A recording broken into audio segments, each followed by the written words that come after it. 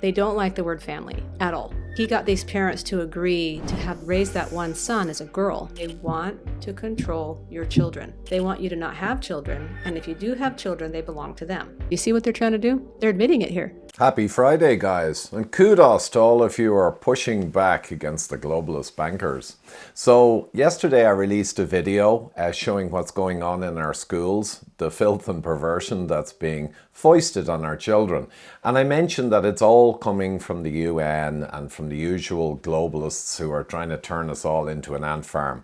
And attacking our children and the family structure is a crucial part of their strategies. So I'm just showing on the screen now the overall set of strategies over the last 10 to 20 years, and I'm sure it'll resonate. But someone actually replied to me in the comments and said, hey, you got to watch this lady. So here I'm going to reproduce a podcast with a lady who's highly knowledgeable about the UN, and it's massively revealing. So it's long format, it's a couple hours long. I usually try and keep things short, but this is one to just digest, enjoy listening to, and educating yourself on the machinations of the UN.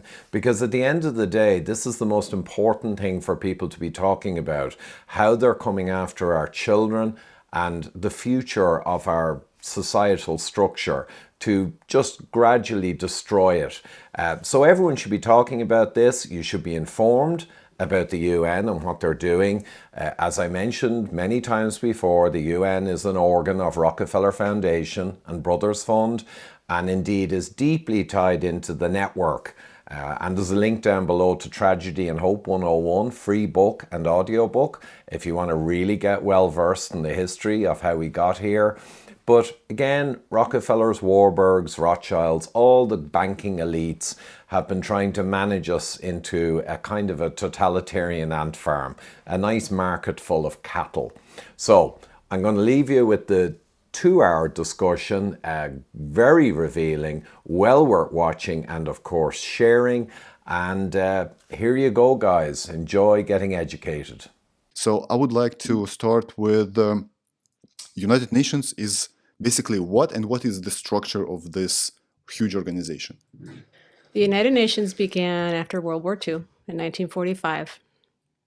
In fact, when you go down to New York City, you can actually see these plaques on the sidewalk that say what month and year every member state, as they call it, or country joined.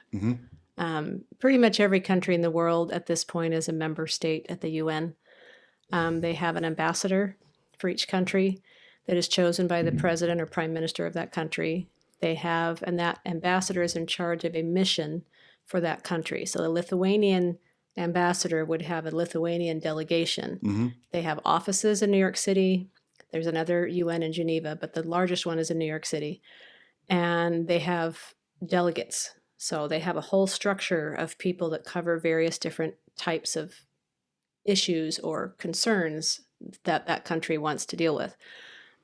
Typically, there's, depending on the size of the country, is the size of the mission. So like the U.S. mission is humongous, and they've got, I don't know, hundreds of people that work for that mission. Then you'll have a smaller country like Lithuania might have 20, including the ambassador.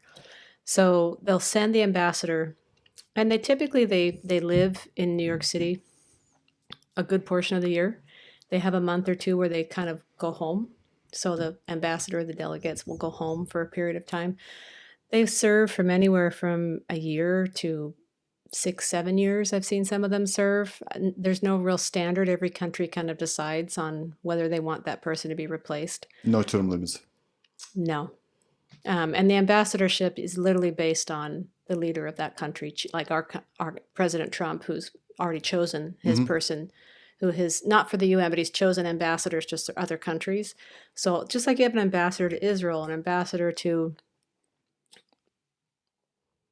the UN, you have an ambassador to everywhere. So they have an ambassador to the UN he hasn't named yet. So they get together. The UN initially was begun under the auspices of, we are trying to make sure we never have another world war. They wanted countries to get together and speak so that we didn't have that atrocity, because it happened twice in a very short amount of time. That was World War I, World War II. Yes, that was the beginning idea behind the United Nations. Shortly after it started, That, and since then it's not that at all. It's they come together. Basically, what happens now is they come together at different times of the year for different conferences. So the one that was mentioned in my bio was this conference on the status of women. We go to that one typically every year because it specifically involves the family. We go and we help. So they have documents that the UN works on, and at the UN, for them to pass something as far as UN approved document, UN approved language, every country has to agree. They have to have consensus across the board. So the interesting thing is Every country. yes. And So how many countries there are? Almost 200. hundreds. Yeah. Mm-hmm. Yeah. I think everybody's a country except the Vatican Mm-hmm. and Palestine. So Those- even North Korea is in UN. I don't know if they are actually. Maybe North And it's Korea is possible to not. have a But Cuba consensus is. across Yeah. 200 countries. How often is that? Well, like I mentioned before, but I'll mention again here is a lot of the countries have learned over now to vote in blocks. So like all of the European Union countries, the EU countries all vote as a block. So Lithuania doesn't get their own vote. Their vote goes under the EU. All of the African countries, there's an African delegation. There's a Middle Eastern delegation. There's a South Pacific delegation. So to have a vote from EU, 51% of the they vote, and then 51%, if there is consensus, then the vote from the EU comes to the UN, right? Yeah, Right? and then say the EU all supports this. And so you could have people who are member states of the EU who don't necessarily like a lot of things that have happened over the last few years. Hungary was an outspoken critic of a lot of things the EU was doing, but they didn't have the power to change their vote at the UN because they vote as a bloc. I got you. So they basically come together and they vote on language to put in a document. So the document might be, let's say it's UNFPA, the Population Fund of the UN, which basically is another word for abortion. They want to control population. That's what it means. They Say that once again. UN. UNFPA, which President Trump in his first term actually completely defunded because they get like $60 million something a year from the US To do what? to promote population control. Now, if you look at their website, that's not what it's going to say, but that's what they do. And so they come in with, so basically, let's say there's a conference. Let's take CSW. They'll have a document that'll say something to the effect of, we need to make sure that women and girls have equal opportunity. For what? Equal opportunity. And again, sometimes it's often broad. The delegates will all come together and then they'll start voicing their opinions. They'll talk on the side. They'll come, they come in this general assembly room and they have different people make statements on their position and they'll get instructions from their capitals on how they want them to respond. The delegates and the ambassadors are just arms of their capital. They're supposed to copy what the capital tells them to say. So it should come from legislation in their home country. But if they're voting as a bloc, it gets a little more complicated. So in that process of all that negotiation, there's a lot of stuff that happens on the side. So you'll have like a lot of NGOs are at the UN. We're an NGO. A lot of NGOs, non-governmental organizations, are at the UN, and they're all putting their influence, trying to put influence on the delegates and on the ambassadors to vote in their favor. Depending on the NGO, like International Planned Parenthood Federation has a massive influence at the UN. They do presentations with delegates all the time. There was a few years ago, I think it was 2018, I was meeting with a delegate, and I was told she was new, and she said, at the time that thing was going on with David Dilaudin with the Planned Parenthood videos where he was exposing that they were selling fetal baby parts. And I was talking about that with her and she didn't know what I was talking about. And I said, well, don't believe me. Go look online. There's videos and evidence about this. She said, well, that's very interesting because I'm about to meet with Planned Parenthood next. And so they meet with the delegates just like we do. They're trying to get their agenda pushed through into these documents. So when this document achieves consensus, what they fight over are pieces of language at this point, because the documents are already in place. So like if you've heard of Declaration on the Rights of the Child, that's a big one that a lot of people have heard of. Convention Against Violence Against Women. There's another one about CEDAW, like convention, I forgot what it's called, but if you look up CEDAW, there's a whole convention on that. There's different agreements that they've done in the past. So they'll come to these conferences and try to renegotiate bits and pieces of these language and these agreements. And it's a lot of intense, often bickering of, we want this, we want this, we want this, we want this. And their hope is to come out with some kind of document that everybody agreed to. And then people always often ask me, how does UN policy affect me in my country? So let's say I'm in the United States. It doesn't affect my life. People will tell me that. I said, well, actually it does. So in this country in general, but in California particularly, in 2016, they legalized comprehensive sexuality education in schools. They did it very quietly. I didn't even find out about it till 2018. So that's how, and I had my finger on the pulse of something no one knew. My children's own school district in Southern California had already adopted. They signed right away, came down from the state, oh, you got to do this. The interesting thing about that whole thing is when I heard that, we've been fighting CSE at the UN already for a while, a long time. So all those ideas came from there. So if you think it doesn't affect your life, it absolutely does. The whole term globalism that people talk about today, that's UN. They want the world to be one government, one way of doing things. It's communism, right? Everybody's the same. You can't have your own traditions or culture. You have to do things one way, and one way is right. That's where DEI comes from. That's where social emotional learning or mindfulness comes from. All of this is you have to think there's a certain approved, it's a group think, right? There's a certain way that's approved that you should think. And if you think the correct way, then you're okay. And if you don't, then we're going to fight you. And so that's kind of how it works. If I hope I explained that enough. But if they want to do globalism, if they want to implement globalist ideas to the entire world, why all those ideas are so perverted? Why they can be just normal, pro-family? I years ago, I started going to the UN in 2013. United Families International has been around much longer than that. I think it started in the late 70s. Yes. And it was started by a woman who was going to some meetings, found out some things were going on, and kind of just grew from there. And she was just saying, I believe in the family. That's another thing they will fight you on. They don't like the word family at all. In fact, I often say the F word at the UN is family, literally. If that word is in any document, Western countries will fight tooth and nail to get it out. Can you give me an example? So if they'll say, we need to make sure that women and girls have an opportunity to go to university. There's a program right now that I just found out about. I emailed this country's delegate, and I said, did you know that there's an agreement between the UNFPA, again, and a company based in your country?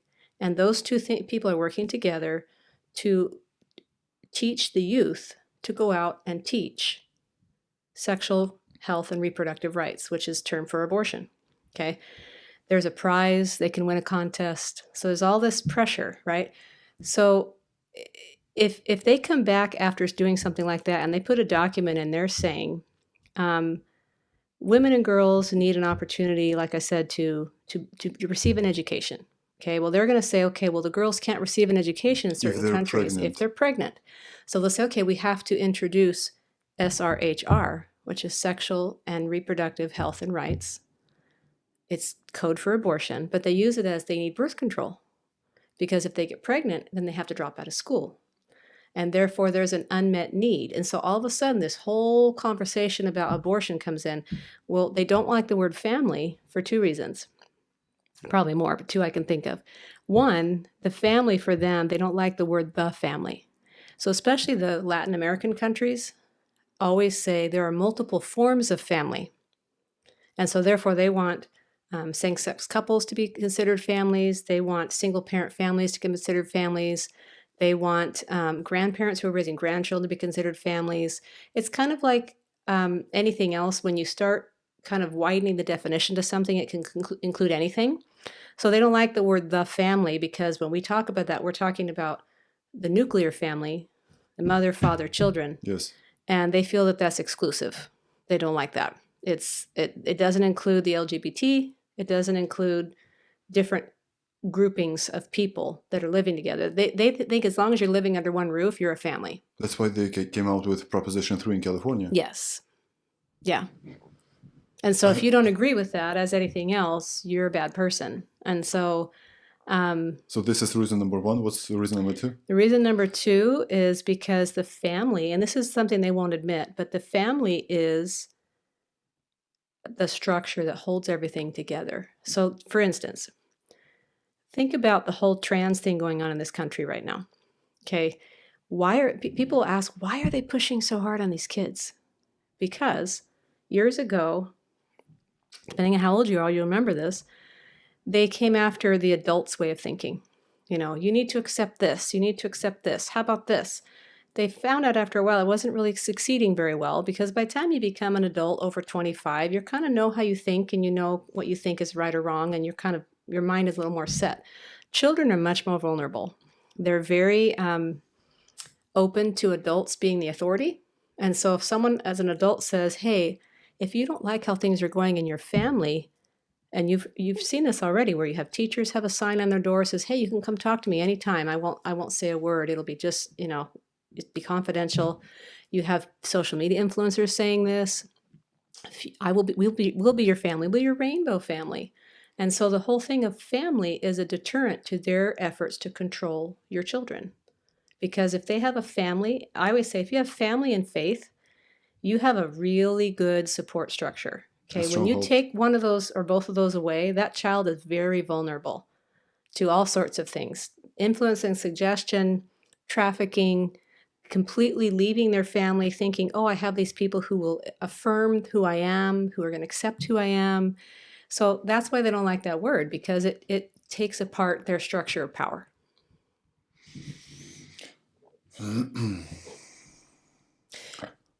Is there a head of the UN? Yeah. One person? Yeah. He's from one country? It changes, and I don't even know how the voting process works, but yeah, they do have a new person that comes up every certain number of years. But that person is kind of like a figurehead. There's not a whole lot that person really does as far as power that person holds. A lot of it's in the UN agencies. So like I mentioned, UNFPA, UNICEF, the WHO, the World Bank, IMF, International Monetary Fund. Yeah, and those are all what? UN AIDS. Those are all UN agencies. So they're under the umbrella of the UN. Oh, I got you. Yeah. What about NATO? NATO was 1954? NATO's different, but NATO and the EU and, if you know about Klaus Schwab and the WEF, they all think the same way. My favorite people. Okay. They all think the same way, is that we want you to do it our way. So again, it's communism, right? It's like, you need to think this way. This is the approved way. If you don't think this way, you'll be punished. And that's how they think. And so when you have these smaller countries come in, you mentioned Africa. African nations for a very long time have been the guinea pigs of these agencies, even poor South American, Central American countries as well. So if they want to do a trial on second trimester abortions, it's very easy to go through an NGO, use a UN agency, use the IMF, offer some money to study a certain thing, and they'll say, well, if you take this money, you have to now open an abortion clinic. So countries that are very anti-abortion are stuck between a rock and a hard place of saying we need money to develop, which was Africa's case. But yet if we do, they want us to put CSE in our schools. And so for a while it worked. And the African nations said, well, we need the money, we need the money, we need the money. So they take the money, put it in their schools. And then like in 2017, it started to turn. And in fact, families in Africa started coming up and voicing their concern over what these policies were doing to their children. And yet if you look at any of the stated objectives of these agencies, we're trying to promote the health and well-being of all Africans. But they didn't talk to the shareholders themselves, which is the parents, right? They didn't talk to them. They didn't talk to the tribal leaders in the villages. They talked to the NGOs and the government officials who are willing to listen, those people who are willing to be paid for implementing programs. So I always say, if the program was really that great, why do you have to pay people to do it? Mm-hmm. Right? I mean, if it was really that great, and they love this term unmet need. There was an unmet need for reproductive health care. And that's always, as you know, a term for abortion. Okay. It also engenders the whole thing of gender, right? That's under that influence as well, that whole umbrella. So the whole thing there is the same. It's all to separate. Because if you can get a kid to think, maybe I'm not a girl. Maybe I should explore this. Well, the parents aren't going to support that. Hmm. And so for that child to follow that path, they need someone to carry them down that path. So that's why they got the schools involved. They got the school counselors involved. They got the local, every high school, middle school now has a gay straight alliance club. There's adults that are in charge of those things. And all these people are shepherding these kids along this path. And not once do they ever tell these children. Gay Straight Alliance Club? Mm-hmm. What is that? They're called GSA clubs. They're in pretty much every high school, middle school in the nation, public school. What is So they have like an advisor of the school that's supposed to be in charge of it. They're supposed to be present at their meetings. They usually happen during lunch, so it's not during school hours or after school. And they'll have different presenters come in and present at different times. Well, who gets to control who comes in? And so the whole thing is to make the gay and straight kids be friends. What do you think they're really talking about? Do they need to have this club all the time to make sure gay and straight kids can be friends, or are they bringing in other influencers to talk to the kids? In a lot of cases, that's the case. And the kids come out of there with all sorts of thoughts. I mean, when they were doing CSE down in, when I lived in Southern California, there were kids coming out of those lessons that were mandated by the state, looking at each other and saying, I didn't know you could do that. So just like that, with these GSA club meetings, what are they telling them? Are they bringing in Planned Parenthood people? Very possibly, but we don't know, right? Because it's just a club. So I don't care whether a person is gay, lesbian, I don't either. Yeah. Black, Asian. Yeah. I don't No, care at all. it doesn't matter. But what So should it's all a pretense to say, to make it look like there's this big fight between gay kids and straight kids, and we got to make sure they have an alliance. So we're going to have this special meeting so they can come together and be friends. And I'm thinking, you have one adult in charge, and who has oversight of that adult? No one. Technically the principal, but does the principal check in? Probably not in most cases. So what's actually being spoken about in those meetings? Give me a few examples for the parents that are watching right now of Yeah. sex education. What sex education is like in schools? So comprehensive sexuality education, and there's a big difference on the fact that they use sexuality, not sexual. Because when I was a kid, it was sex ed, sexual education. Now it's sexuality education. Back in your school Yes. times, what did they teach you? Because They I, taught in the reproduction. They taught girls have periods. You're going to grow, certain changes in your body. And only girls had periods back then. yes, That's crazy. I know. Those Yes. were ancient times. I know it was very bigoted. I admit we were separated, girls and boys, and that's how it was. And so you didn't talk about those things, and it was usually a film, and they might have, but they didn't have all these activities or exercises like they do now. Now all the kids are together, the sexes are together, because to them there is no gender. Because there are Right. 90 plus genders. Right. Well, and gender itself is not really a real term. There are two sexes, Yes. male and Is- female. Is there a difference like sex and gender? Gender is a made-up word. Gender is a word made up by John Money in the 60s.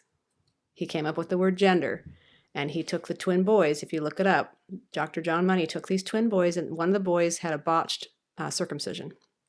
And in the process, his genitalia was almost completely destroyed. I don't know what happened, but it went really wrong. So he came in, the parents were like, what do we do? What do we do? And I don't know how, I don't all the details of how he got involved. It's been a while since I read the story, but he got these parents to agree to have raised that one son as a girl. What? And so he did this experiment on these poor boys. He didn't know how it was going to turn out. He just wanted to see. He was a doctor? Yeah. Well, he's Dr. John Money, but I mean, he was more like, he wasn't a practicing doctor in the hospital.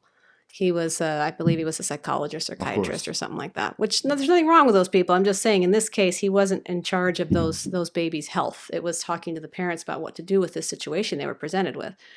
Well, both of those boys ended up having really severe mental health issues down the line. Both of them. And the boy that was made to think he was a girl, when he found out, he went back to being a boy. He always felt like he didn't feel right wearing dresses. He didn't feel like him. Anyway, that's where gender came from. You can look it up. I always thought like sex and gender. I always thought that this is No. the same thing. Yeah. So they're saying Genders. That's why they're able to use it, because they can say it's just a feeling. It's just how I'm feeling today. Today I feel like a boy. Today I feel like a girl. And so all of this stuff of, instead of saying, you know what, I mean, a lot of times children, when they're little, will ask,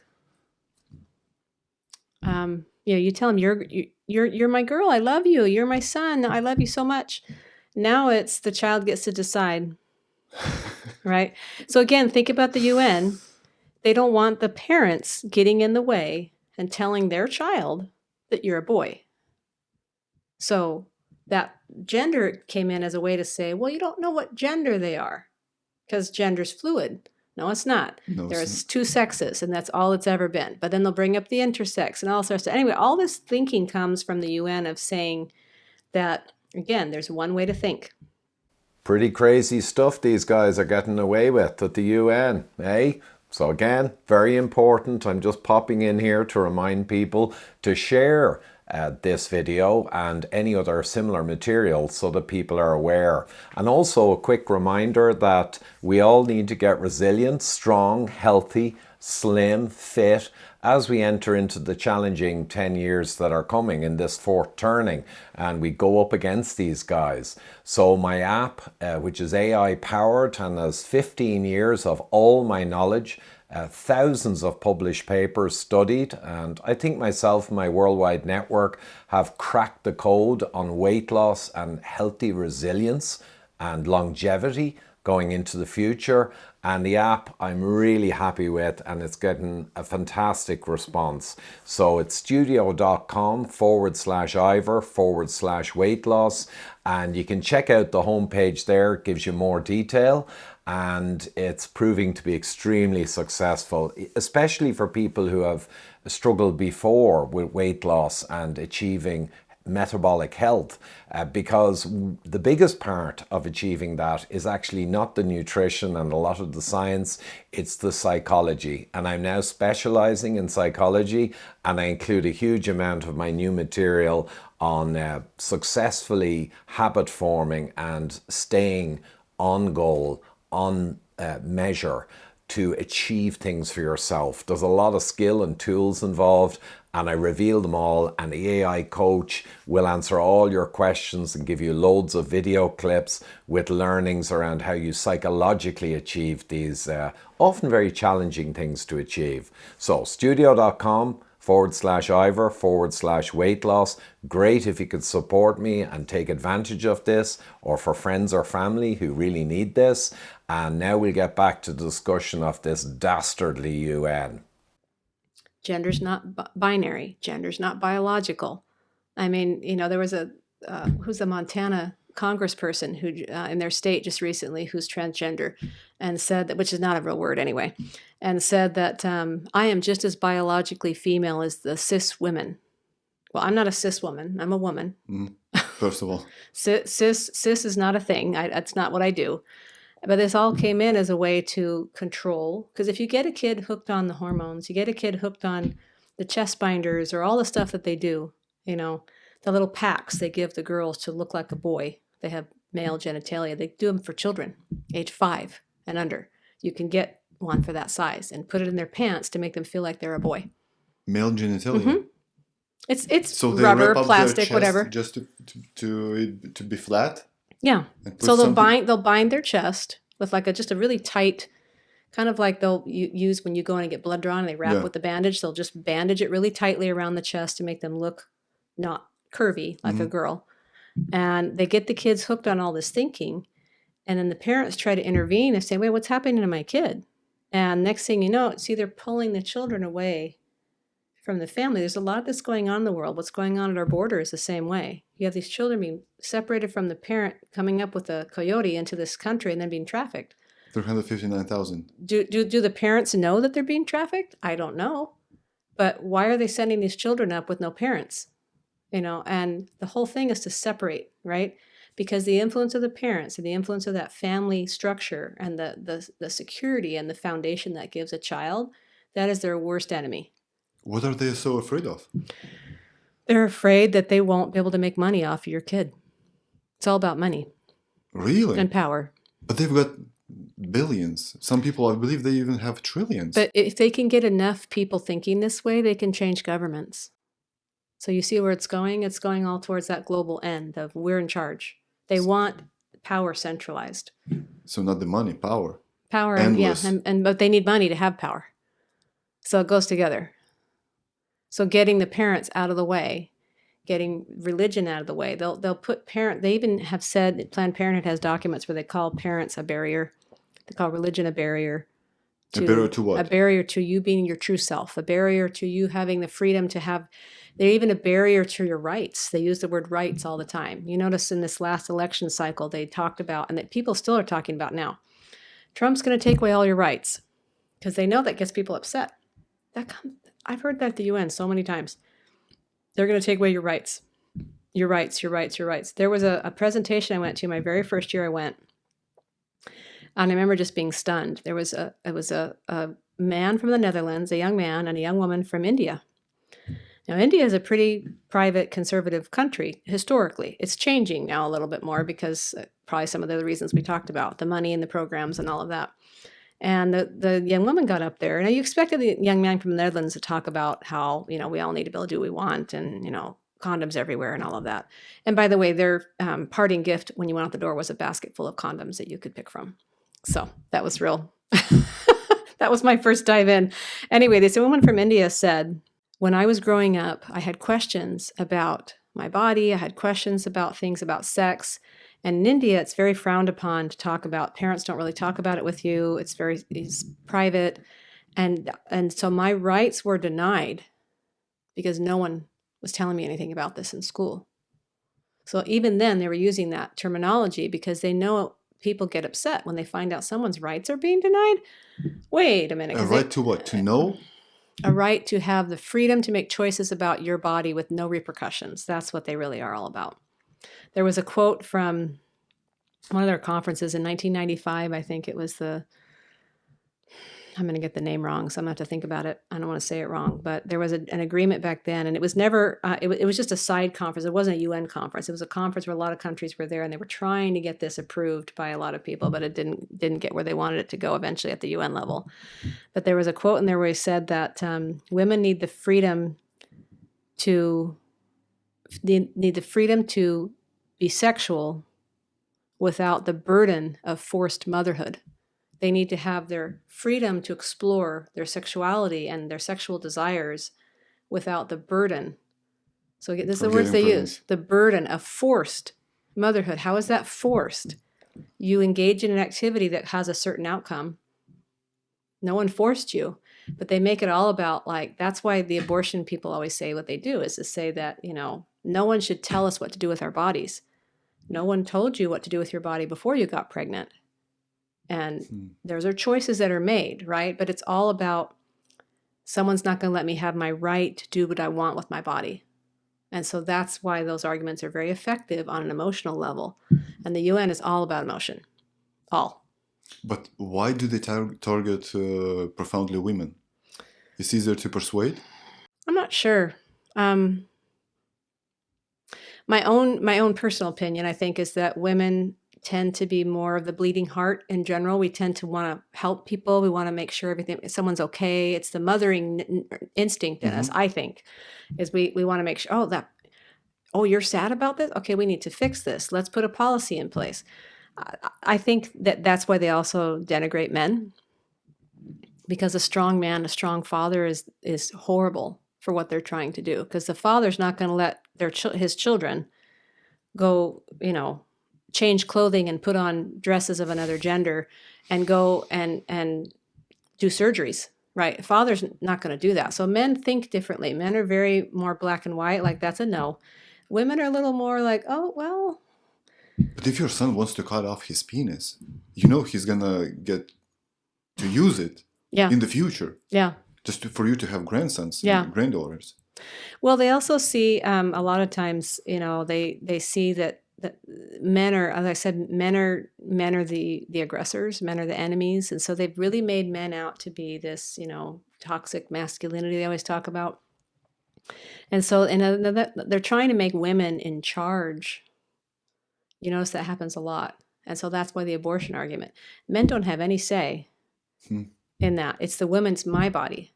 Well, it took two people to make It's that baby. 50-50, yeah. So Genome. now a lot of women would say, well, a lot of men don't want the responsibility, and that's true.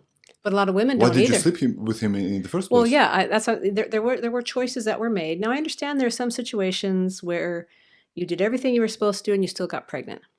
But they always love to use those few situations to expand it to everyone. Rape, incest, condom got... Life of the mother. Mm-hmm. Yeah. Life of the mother, yeah. Well, and the U.S. we have the most permissive abortion regulations in this country like in the whole world. Like most, the European countries don't have as permissive as we do. Oh, really? No, you can look it up. You can look that up online. Look up what are the, I think the UN keeps track of it. What are your rules for access, how many weeks can you abort a baby? And we are one of the most permissive. So let's take 100% of the UN delegates. How many percentage-wise are men and women? It's not 50-50, right? Probably it might be 40-60 men to women. I mean, it's not as many women as you would think. So men dictate women what to do so women could make their own decision. Yes. It doesn't make any sense. No. Well, and this conference that we go to, that used to be called the Conference on the Status of Women, CSW. It's never changed, but now it's always women and girls. So again, like I said, why did they add the girls in there? Why did they add the girls? They want access. I tell people this all the time. They want to control your children. They want you to not have children, and if you do have children, they belong to them. That's how it is. The UN is pro-prostitution. The UN is pro-legalized drugs. Well, they're not saying pro-prostitution, right? They're saying like pro-choice. I have a choice what to do with my body. You should be able to have sexual freedom without the burden of forced motherhood. That's how they think. Even if you get paid for sex. Mm-hmm. Yeah. Do you have any stats or, I want to say, the outcomes of prostitution being legalized in the European countries? I don't have stats on that, but there was something interesting that I highlighted here because I was sending it out a little bit ago. There was a new delegate. So the UN has these special rapporteurs, right? And these special rapporteurs are over all sorts of different topics, issues. So this one I sent out in September to a few countries that just to let them know. There's a coalition of American states, they call it, and it's like Central South America.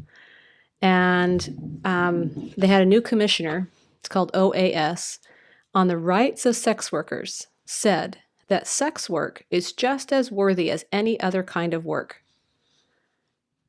The issue with this request, and thus the new commissioner who was appointed, is that these resolutions fail to address how to help women exit this industry and in fact tend to legalize prostitution. The UN Special Rapporteur on Violence Against Women recently published a report strongly condemning the practice and promotion of prostitution, yet the groups praising this new commissioner are denouncing the report. So think about that. Why you see why they hate the family? Would any father, any mother say, Never. I would like you to be a prostitute? No. I would like you to be a sex worker. That's my dream. No. I would like you to go and use drugs while you're being a sex worker. No. No parent is ever going to say that. The parents are the gatekeepers, truly. They call them the barrier. I call it the gatekeepers. And they're there for a reason. If you have a child, you have that child and you want to protect your child. You want to train your child. You want to teach your child. They don't want you doing that because you will teach them wrong think. You will teach them the things you believe. And then they'll say your child is bigoted or racist. Your child is a hateful person because they don't accept all these lifestyles and these different decisions that they're making. So they have their program and the family is standing in their way, which is why they fight against it, even in documents on the family. They'll fight. They wanted to put SRHR in a document on the family. The family has protected rights under UN resolutions in the past, and every single time it comes up, they try to change the language again. They tried to add SRHR, which they're trying to say that is essential for the family to survive. How is abortion essential for a family to survive? You can't form a family with abortion. It's anti-family. And I found this out from a man I met doing advocacy work in the state who was believe a psychiatrist, and he said he had counseled so many women who'd had abortions who were really, really struggling emotionally with their feelings about what happened. And he said, something I didn't know, and I've said this to a few people and they didn't know it either, that once you've had 2 or 3 abortions, I don't know what the number is, different for everyone probably, you become unable to carry a pregnancy full term because your body starts to learn, oh, pregnancy is supposed to interrupt. And so it'll, in some cases, from scarring from the abortion, you can't even get pregnant. So are they telling these young women when they're saying, have as much sex as you want, just use a condom. But if the condom fails, because the ones they give out are, they don't teach them, they do have activities to teach them how to use them, but they're not giving them enough information. So I'll give you a story. There was a program that UFI did maybe 15 years ago or more. It was called Stay Alive. It was a program used in Africa that I think it was Kenya and Uganda at the time. And it was cost $1 a child. And it taught children how you get AIDS. And it basically... How to get? No, how you get AIDS. Oh, okay. Like they didn't know. They were told all sorts of stuff like, oh, if you drink this water, you're going to get AIDS. Or, oh, if you know, they were just teaching them it's through sexual contact. So you need to avoid these certain things and do these certain, not engage in these certain behaviors and you will be fine. Because these kids were terrified. Because you remember there was a lot of death in Africa from AIDS and other things. And so the kids a lot of times were orphaned and sent to live with aunts and uncles. For a long time, it was a very, very sad thing going on in Africa with all of this. And so all the NGOs are flocking over there with money and condoms and money and programs and abortion centers and all the other stuff they want, saying, we will fix this problem. Because clearly there's an unmet need, again, that word, for information. We need to educate these poor Africans, which again, the UN is highly racist because why would the Africans need you to tell them how to run their country? They don't. So one of the things UFI believes strongly in is sovereignty, which is one of the reasons why I have a problem with the EU is that there is no sovereignty. None. You have to do everything their way. Correct. So there was a country, I'm trying to think which one it was, but it's been so many years. I know I wrote it down somewhere. It was one of the newer, it would have been 2014, probably 2013 or 2014. This country was talking about, this delegate was so excited. She was new. They were going to join the EU and it was going to make everything so much better. And I just wanted to tell her, but it wasn't my place to say, and it wouldn't have made any difference anyway. It wasn't her decision, right? But she was thinking, oh, we're going to have access to all these things. And I just thought, because she believed everything I was saying. She was newly married. She's like, yeah, we totally believe all these things. This family is so important. And she told me they're joining the EU. And I thought, well, you're going to have a really uphill battle because they are not going to let you do those things. And they're going to fight you. And so I don't like any structure that takes the sovereignty away from your nation. Your nation should be able to make decisions based on the culture and traditions and history of your nation. That's what makes you a nation. Right? And that's why the open borders things is happening all over the world. That's UN as well. The UN is actively doing that. They want everybody to be the same. So my home country, Lithuania, was in the Soviet Union for 50 years, right? So we know exactly what does it mean. You do. So we got rid of the Soviet Union in 1991, but after 10 years, we joined another union. Of course, EU is a great place for, you've got one currency, which is comfortable, right? You've got no borders, which is comfortable. You can have, for instance, I have a Lithuanian passport. I can travel the whole European Union. You can live wherever I want. That's amazing. But at the same time, you have this influx of money, lots of money, right? You want to build decent roads, schools, infrastructure. You can have this money, right? For a price. But what's the price? Yes. No one's talking about the price. No. Give me a few examples. What's the price for all that? The price, well, like I know this happened for sure during COVID. There was a Central American, I don't know if it was Bolivia. I don't want to say the name exactly, but I think it could have been Bolivia. They were told, during COVID, everybody had money, cash shortages because everything was shut down. The trade was all shut down. And so they wanted to, they needed money. They needed a COVID loan. And so people are ready to loan money, but there's always a catch. You need to open abortion clinics in this many of your cities. So what would you do? You're stuck. Your country is falling apart. There's no money for anything. And these people are saying, we will give you cash if there's always... So it's funny that they always accuse President Trump of the quid pro quo with Ukraine. Remember that back in the day? And they do it all the time. when he actually didn't do that, but they're doing it. Like, they're doing it all the time. They're Of course, saying, they're saying that I'm racist. Yeah. Wait a minute, you're racist. I'm not racist at No. all. I can have. and again, why should we be telling anybody, Guatemalans, Bolivians, Nigerians, Ukrainians, why should we be telling anyone Because we've got the how to live their dollars. life? That's not our job. Of course not. So you've also probably heard of the SDGs, or like Agenda 2030. Have you heard of that? Yeah. Okay, that's the UN. So they've been doing this. They started out as the MDGs. You can look this up. The Millennium Development Goals. Well, 2000 came and went, and they didn't reach all their goals, so they had to rename it. Now it's called the Sustainable Development Goals, or the SDGs. That's where the ESG comes from. A lot of that comes from that. You need to your company needs to be doing certain things to be approved. That all comes from the same thing. So the SDGs, they started out, I think there used to be like 12. I think there's like 17 or 19 now. There's a lot. They keep adding them.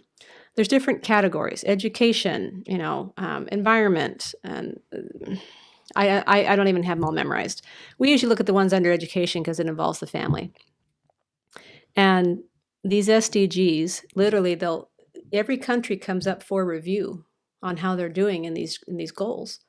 Think about how humiliating that is for your sovereignty as a nation to come up amongst a panel of other people from other countries, and they get to grade you on how they think you've done on this particular goal that you made goals on 3 years ago.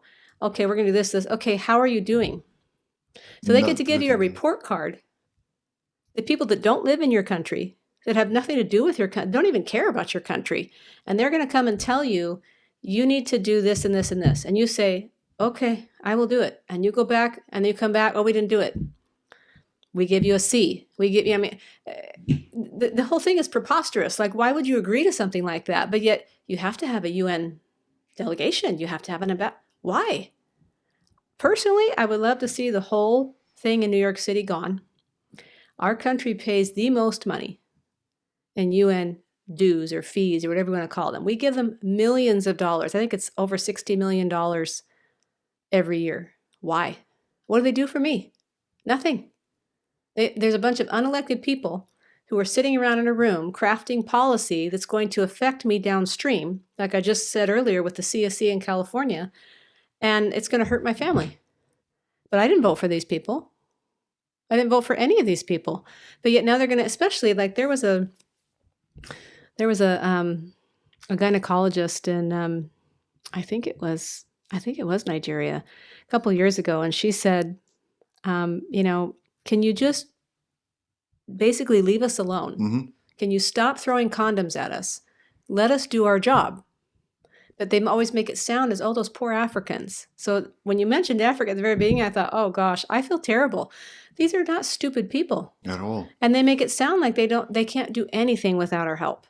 And so there's all this money that comes, but luckily, like I said, that the countries are starting to stand up now. There was a recent southern one I was going to share with you. They had an abortion fight again. Abortion is in there again. There was a document on the family. So this is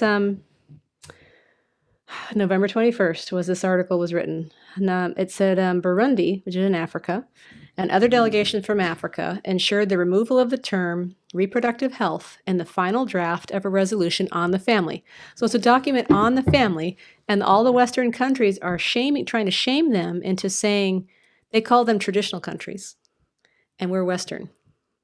I'll side with the traditional anytime. Yeah. But anyway, you see how they divide them? Well, you're traditional and you're getting in our way. Well, guess what they're finding out? You only need, like I said, because only one country to stand up. One.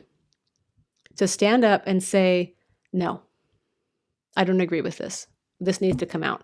And that the resolution can't go forward. But guess what they do a lot of other times? We've been at CSWs sometimes so CSW is about 2 weeks long. It's always in March. Once a year. Yes, at the end of the second week, and there's other conferences. This is just the one that we go to the most. At the end of that second week, that's when they start the actual negotiations on this document that they're working on. So everyone puts all their suggestions in. They come up with this big draft, and all the companies go through and they redline certain things. I want this. I don't want this. I want this. I don't want this. And then they start bargaining, right? So they get to that last couple days, and once they enter that last session of the General Assembly, you are not allowed to leave the room until they have Consensus. till it's over. Mm-hmm. So I'm talking you leaving to use the restroom, leaving to get a drink of water. So eventually they're gonna give up. You leave, you can't come back in. Therefore, you can't vote. So see what they're going to, what if that was you? They've had these conferences last till 5 a.m. Saturday morning. Really? And the people are dying. They haven't slept. And again, like you said, they break them down. Well, if we keep them in here long enough, then they're going to say, fine, it's like a game of uncle, you know. Twist your arm behind your back long enough until the kid cries uncle. Well, they're going to say, okay, I'm exhausted. I can't do it anymore. Okay, fine, whatever you want. And they've done this for a very long time. The good news is these countries are wising up to it over the last few years we've seen. So we lost Africa for a while as far as they got, bought into all this money. And then we kind of had South America and Central America. Those are just very traditional countries. Mm-hmm. The people are very traditional, very family-centered. Christians. Yes, a lot of very, very, very Christian-centric. And so they don't believe in all of this modernization that they're trying to push, the progressivism. But now we've kind of lost Mexico, most of the Central American and even South American countries are very liberal, very progressive, so now they're in that phase of there's a lot of money to be had if you follow the right way of thinking, right? It takes a lot of guts, backbone, whatever you want to call it, to stand up and say no to the money. We'll figure it out on our own. But people are starting to do it. So the sections of the world that are the easiest to work with at this point are typically the African nations, the Middle Eastern nations, and some, because even the South Pacific, we think are pretty traditional. Samoa, Tonga, Indonesia, Vanuatu, they're very traditional. But they're kind of become silent in the last little bit too, which, we're trying to push for we need these small countries to, like I said, it just takes one to stand up and say, this is not good for our country. This is not good for our families. And the whole thing that UFI does too is we talk about family capital as far as money. So countries all the time, and this country specifically, spends an unknowable amount of money trying to fix societal problems, right? And we try to teach delegates all the time, if your government would focus on healthy family formation and on supporting families to create their family and to build their family, if you created incentives for that, you wouldn't need all these programs. And if that money could the family becomes your investment capital. Because if you have intact families, your country grows, right? Your society, you have less crime. You have less mental illness and a lot of things that happen. Now, people will say, I've had people from EU countries tell me this, well, there's plenty of families I know that have all sorts of problems. And so how can you say the family? I said, that is true. But again, if the governments would take more time and invest in the family as the way God intends it to be, and they don't like that either because they think it's, you're being judgmental. But it's just true, okay? If that's what's healthiest for children. So UFI is not a religious organization. It's actually a social science-based organization. We look at research and studies on social science issues, and we share those with people. So you can go to the website. There's all sorts of tons of information on there on the harms of all these things that they're saying are good for you. We can show you the science. We're not going to say, believe us, it's the science. We're going to say it's right here. Here's the study that shows you that the best place for a child to be raised is with a mother and a father, period. Bar none. Families, couples that live together before they get married have a much higher rate of divorce. That's a fact. Really? There are social studies showing that. There are research studies showing that. If they live together prior to marriage. Yeah. Why? I don't know. I'm not really, I don't know if it's just that, people move in together very quickly nowadays. They'll be dating for a month and say, let's move in together, I know people that have lived together for a long time and never get married. And I think, what is it that we are doing wrong as a society that we don't value family, motherhood, fatherhood, being married, And again, you go back to the way they're teaching you to think. They're teaching children to think that sex is an activity. And therefore, you need to make sure you have as much fun with that activity as you can. They don't talk about sex in the context of life and responsibility and commitment. They don't talk about any of those things. Sex is an activity to be enjoyed. So again, it's all about you. So the UN is very I-centric, And UFI is very family centric or we centric. We as a family take care of each other. You know, if something happened to your wife, you'd be there in a second, right? If something happened to one of my children, my husband, my grandchildren, I would be there. I would be there. I would be there to help in wherever I could. If a kid doesn't have that, who does he go to? But it's almost the same thing with my friends and neighbors, right? If something happens with my neighbor, Yes. I'm like, right here, 2 minutes in. Right. But they've discouraged that as well. Look what they did during COVID. Oh, Stay the home. snitching. Stay home. Don't, if your neighbor's out doing something, you need to let us know. I mean, that happened all the time, and if you're somewhere without a mask, I mean, I went into a store, I think it was probably late 2020, early 2021. I wasn't near anyone. Okay. And then they said now the social distancing is a nonsense. But anyway, I was near no one. And I was just minding my own business, looking at something in the store. Sure enough, after about 20 minutes, I get a store associate come up saying, "We need you to put your mask on." And I said, "I actually can't wear one." And he said, "Well, then you need to leave." Segregation. That's all these women standing in line. How does it differ from having this It's the same. yellow star? Yeah. You it's don't the have same. a yellow star? No. You can do it. Well, it's the same. It's the same with families. So if I try to tell someone, and I know people that would say this, that the best place for a child to be created, trained, loved, reared is in Educated? a traditional family, mother and father. And they would call me a bigot. I know people that would. But this is the interesting thing. Something that we found out too is that people that believe this stuff don't really believe it. They don't. They do it, like I said, for money and power. They're prostitutes. So they are. So there was another thing that I just read. I couldn't believe that somebody found this out. Luckily, that somebody had a microphone on. Where is that one? But it's so cheap just to be a sellout for money. Yeah. So this one was in September. It says abortion advocates have finally publicly admitted their ongoing plot to impose abortion and sexual rights on the world. During a discussion linked to the upcoming UN Summit for the Future, notice the title, pro-abortion delegates and journalists admitted that they have inserted coded language such as sexual and reproductive health, which is the SRHR we talked about, in every area of UN policy as a pretext to get more funding, money, and leverage, power to promote abortion. It is important to add sexual and reproductive health language beyond the confines of the normal third committee in the General Assembly. The purpose ranged from human rights to gender to climate, energy. It was always to generate more funding, programs, positions from which to promote abortion access and sexual rights, and eventually their recognition. Do you see what they're trying to do? They're admitting it here. We put these words in here, they make them vague on purpose, and the purpose is what? To get funding Money. and leverage. Power. And then they also say it's for, they want recognition. They want everyone to recognize that abortion is amazing and we should keep having it. Well, who makes money off abortion? The clinics. The clinics, and then the psychiatrists for those women. And the doctors that have to fix the problems that went wrong during the abortion. So it's all money. Same with the gender. If you get a kid hooked on that, they don't care that you're getting, their issue is not to get you away from their families, to make money off of you. They will make money off the hormones. They will make money off the chest binders and the surgeries, the lifetime hormone supplements, and then the psychiatrist to help them because this thing's messed them up. And the opioids. Yep. And so they admitted it right here. Exactly what I said. It's money and power.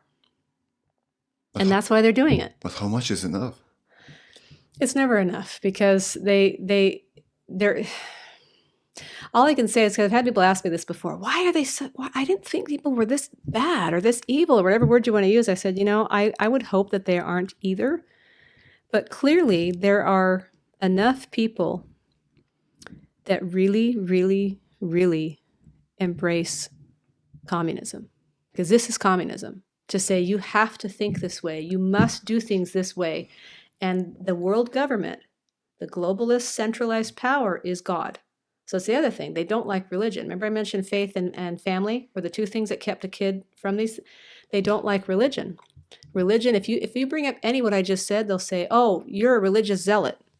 Christian nationalist. No, yeah, you're someone who hates gay people. No, if we had a gay president, I wouldn't care.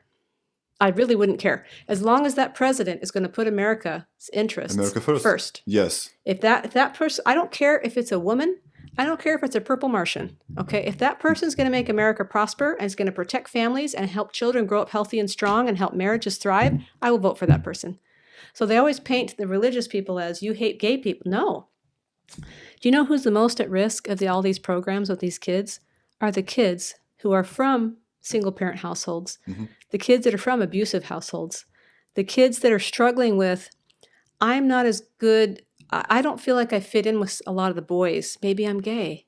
And so instead of saying, well, why don't we just talk about how you're feeling and let's let everybody, love each other, and instead of pitting us against each other, they have to say, well, maybe you're a girl. I mean, you like girl things, right? You're a girl, right? Next thing you know, the kid says, oh, someone likes me. And so they're going this way. And then that kid has no idea. So the people that are doing this to these children, they don't care about those kids. It's just like the migrant children coming over, they don't care about those kids. They want to use those children to achieve their ends, which is, this is what they want. They want the population of the world to be a tiny fraction of what it is right now. Why? Because there's plenty of space, even here in the because US. they're selfish. Why do you think they don't believe in God? They don't believe in helping your fellow man. They're all about themselves. Remember what I said? The UN is me. But It's who's me. going to work for them? Who's going to pay the taxes? They don't think about that. Because they've got Exactly. trillions. Exactly. So you look at places like South Korea, who I think I just read the other day has like a 0.7 children per woman now. Yes. It's not even one. Yes. They're not getting married. It's a disaster. They're not having children. And they're seeing it as, now the UN is that behind that too, because their whole thing is women are productive when they're working. They will tell you that. Their goal, they call someone who's home caring for someone, whether it's an aging parent or a child, as unpaid labor. They actually call it that. Now, I was home with our children I had the blessing of being able to do that. I worked for the first 10 years we were married. When we had our fourth child, I was finally able to not work. And it was the hugest blessing in my life because I could focus on these 4 little people that God had given me to train and to raise to be good, honest, productive adults. That was my job. But they don't want, and all the time I would hear people say, how many kids do you have? Don't you guys know how to stop? I mean, really rude, offensive things. Motherhood has always been looked down on as like, no one really chooses that. What's your career? So I would say I work for free. I started turning it around on them. I said, I work for free. Oh, really? Life What do you coach. do? I said, yeah, I raise human beings. I work for free. It's wonderful. Before they could say anything like, oh, I don't know, that's a lot. I'm like, no, it's great. It's wonderful. It's the best thing I've ever done. And then they would also assume I wasn't educated all the time. I mean, these people are truly racist. Okay, they're Yes. misogynist. They don't. It's They're bigotry. all the terms they throw at you. That's who they are. Because honestly, so I started just telling people, like, I come up to the grocery store and see me with my children in the grocery cart, and I'm busy, and they'd say, "Oh, you sure have your hands full." And instead of getting annoyed, which I did at first, I would turn around with a big smile and I say, "Isn't it great?" Nothing to say. So again, we have to fight this by getting motherhood, fatherhood to be sacred roles again. Mhm. These need to be roles that are the most esteemed roles of any in our country. To be a mother who has a child and takes that child on as her personal responsibility and loves it and is not looking for an escape all the time and wants to go work so she can drop. Women have to work. I'm not saying if you're working, you're doing this. I'm saying that the idea that you should work and that that's more important than this, that's what I'm talking about. I worked when I had kids too. You have to do it. A lot of people do. It's expensive. I wished I didn't, but I did have to do it for a while. And I was really glad when we were blessed that I didn't have to do that anymore. And it was a wonderful, wonderful blessing. But for the most part, I mean, if you go to a party and all the adults are talking, so what do you do for a living? That's everybody's question, right? And what does the mother say? I'm a house. And she gets passed over because everyone wants to hear about the husband's career. Or if it's the wife working and the husband is a stay-at-home dad, which does happen, they don't want to hear about what he does. That's not interesting. We have to change the conversation and make parenthood something that is admired and something that is, but again, governments could do more, a lot more to promote that. I'm not just talking about birth rate, because that's a big topic right now on social media. That is a big topic. But these people can be countered by healthy family formation, teaching your children that the best thing in life they can do is to get married and have a family. That is the most important thing. When people get to the end of their life, they're not going to say, I'm so glad I stood up for abortion all those years. I mean, really. I killed 3 babies. Yeah, what are you going to think about? You're going to be saying, okay, I'm surrounded by my family. I'm surrounded by my, and people can say other things, well, I have a family I've made of my own, and that's fine. And I'm not saying that doesn't work, okay, for certain situations. But for the raising and nurturing of children, you need a family. And that's what UFI preaches at the UN. And that's the best thing for the country, for the Oh yeah, it's the foundation. community. It's the foundation of every society. So I've seen this. There has been a research, a study has been done. So you have a boy has 20 times more chances of getting into jail or prison if he was fatherless. 20 times, not Yeah. 2 times or Yeah, just too I much. believe it. 20 times. Because like you said, the father is more likely to be the disciplinarian, right? The mother's going to take, typically, not all the time, but mothers typically are more attuned to the emotional goings on of their children. Fathers are the rules being followed. That's what dads do. They're programmed that way. There's nothing wrong with that. That's how you balance it Yeah, that's out. how you balance. Mom is Because like this, if you had dad all is the like rules that. with no emotion, Yeah. or all emotion, no rules, I mean, this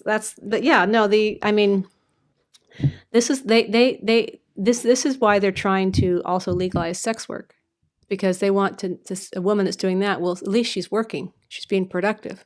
But also they know it makes her not, she's probably not going to have a family in most cases, because women that are in that line of work typically are not in the, don't have families. Sometimes they do, but not typically. And so all of these things are meant to pull women out of their natural role, as their natural role is seen as dirty or wrong or uneducated or whatever the word they're going to use. But which doing the was used on me. OnlyFans account, that's Yes. way out, Yes, right? because you get attention and likes, and everybody thinks you're And millions amazing. of dollars. Mm-hmm. They've got lots of money. Yeah. Yeah. But no one wants to hear, tell me about your kids. How do you love being what's it like being a mom? Oh no, I I've got had this no one Gucci ask me bag. that. I've had no one ask me that the entire time that very rare, very rare. What's it like being a mom? What do you love about it? Like, that's a job. That's a legitimate job. 24/7. And it's a lot harder than any other job you get paid for. A lot harder. And yet no one wants to know about it. Talk to me about the UN, and let's take, for instance, Saudi Arabia, Mm-hmm. Iraq, Iran, UAE. Mm-hmm. Do those countries try to implement the same thing from the UN? No. How do they stand up?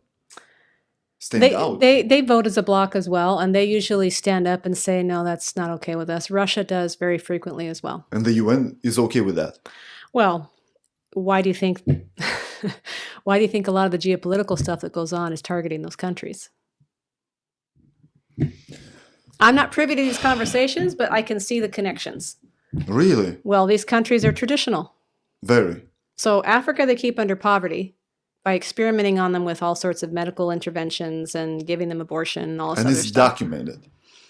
As far as Africa, yeah. Yes. Yeah. I mean, it's documented that Bill Gates has gone over there and tested vaccines on these children. So in regards to Africa, so Africa had AIDS problem? For a while it did, yeah. Pretty big Why? one. Because they didn't They weren't junkies. No. So they were getting AIDS by having lots of sex, Well, unprotected sex. somehow it showed up, right? How did it start? I don't know. How? I don't know. But that's not, I mean, and so now they basically say, well, these countries need our help because clearly they have child pregnancy way too often. And so the answer to that is abortion, condoms, and sexuality education in their schools. That'll prevent all of this from happening. Well, it doesn't. So in tribes, they used to They have a tribal leader, yeah. they used to have kids at a very young age. Yep. So this is not the problem. This is No. their culture. Yeah. But now it's like, well, you can't come back to school if you're pregnant. Now, what I have heard sometimes is happening over there is that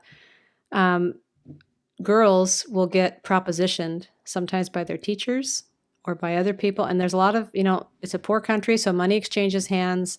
If you'll marry my daughter, if you'll, whatever. Well, I will give your family extra food if you'll have sex with me. And so there's a lot of that goes on too. So who those people are, what's behind all of that and how prevalent it is, I don't know. But I do know that Africa has been mistreated for a very long time. And I feel so bad for there's some Africa. amazing people. There's amazing people everywhere. But, they are not poor, uneducated. Like we're being told. No. So they keep Africa poor. Mm-hmm. They don't like Russia because of their traditions. Mm-hmm. They don't like the Middle East because of their other traditions. Mm-hmm. The culture is very different. Yep. What about China? It's a huge country. China, we don't ever talk to any of the Asian countries, honestly. Vietnam, Laos, a little bit Laos. Malaysia. Huge country with huge population. Yeah, India, like I said, has kind of gotten more liberal over the years. So I'm not really sure, but Japan, they're not, policy-wise, they're not family-centric. They're just not. Not. No. So China is not family-centric No. and kid-centric because they had these quotas? You have one child per family? I think it's more along the lines for China, at least, that they and a lot of the Asian countries are very government centric. Have you noticed that? Israel's the same way. A lot of countries are like that, not just Asian countries, but a lot of countries that are Asian are very government centric. They're very government knows best, and I just don't. It's easy for them to go along with what their government says in a lot of cases. I'm not saying that they're drones or robots or anything. Okay, I don't know any of them personally. I'm just saying the way that the attitudes seem to be that way. Why, for instance, Saudi Arabia or UAE are in the UN? They don't need any money. They got plenty of them. I don't know. Somebody made the decision to get in, and I don't know how you get out. It's like communism.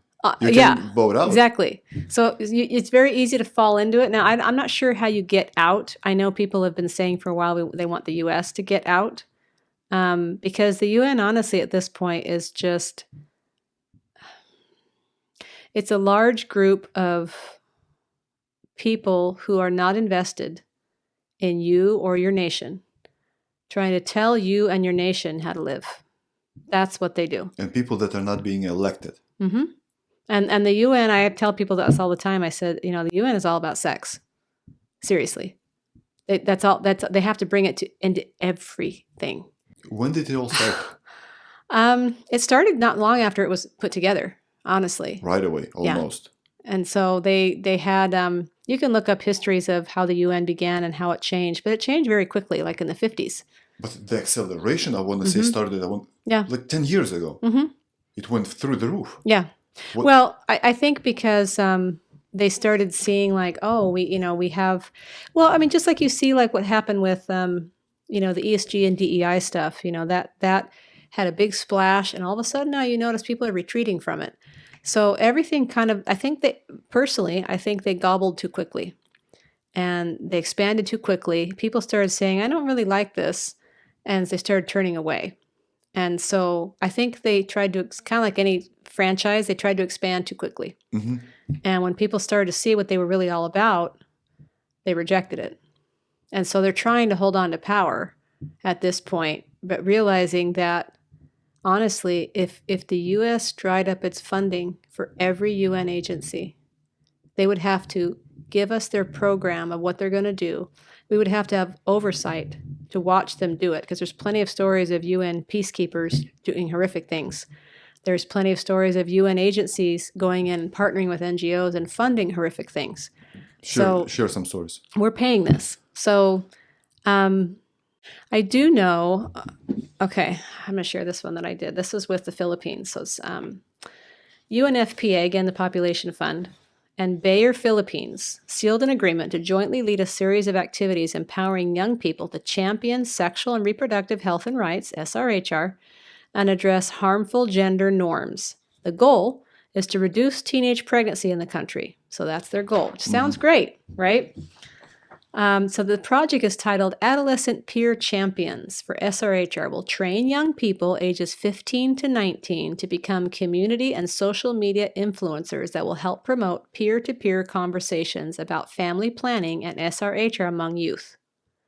The Philippines has the highest unmet need for family planning among adolescents. So they always say that. Unmet They have an need. unmet need. So there's a need for contraception that's not being met. That's their foot in the door to say, you need condoms. You need abortion you clinics. But you don't know that you need that. No, they're just saying, well, look, there's teenage pregnancy, so clearly they need these things, and we can provide them for a cost, for a fee, right?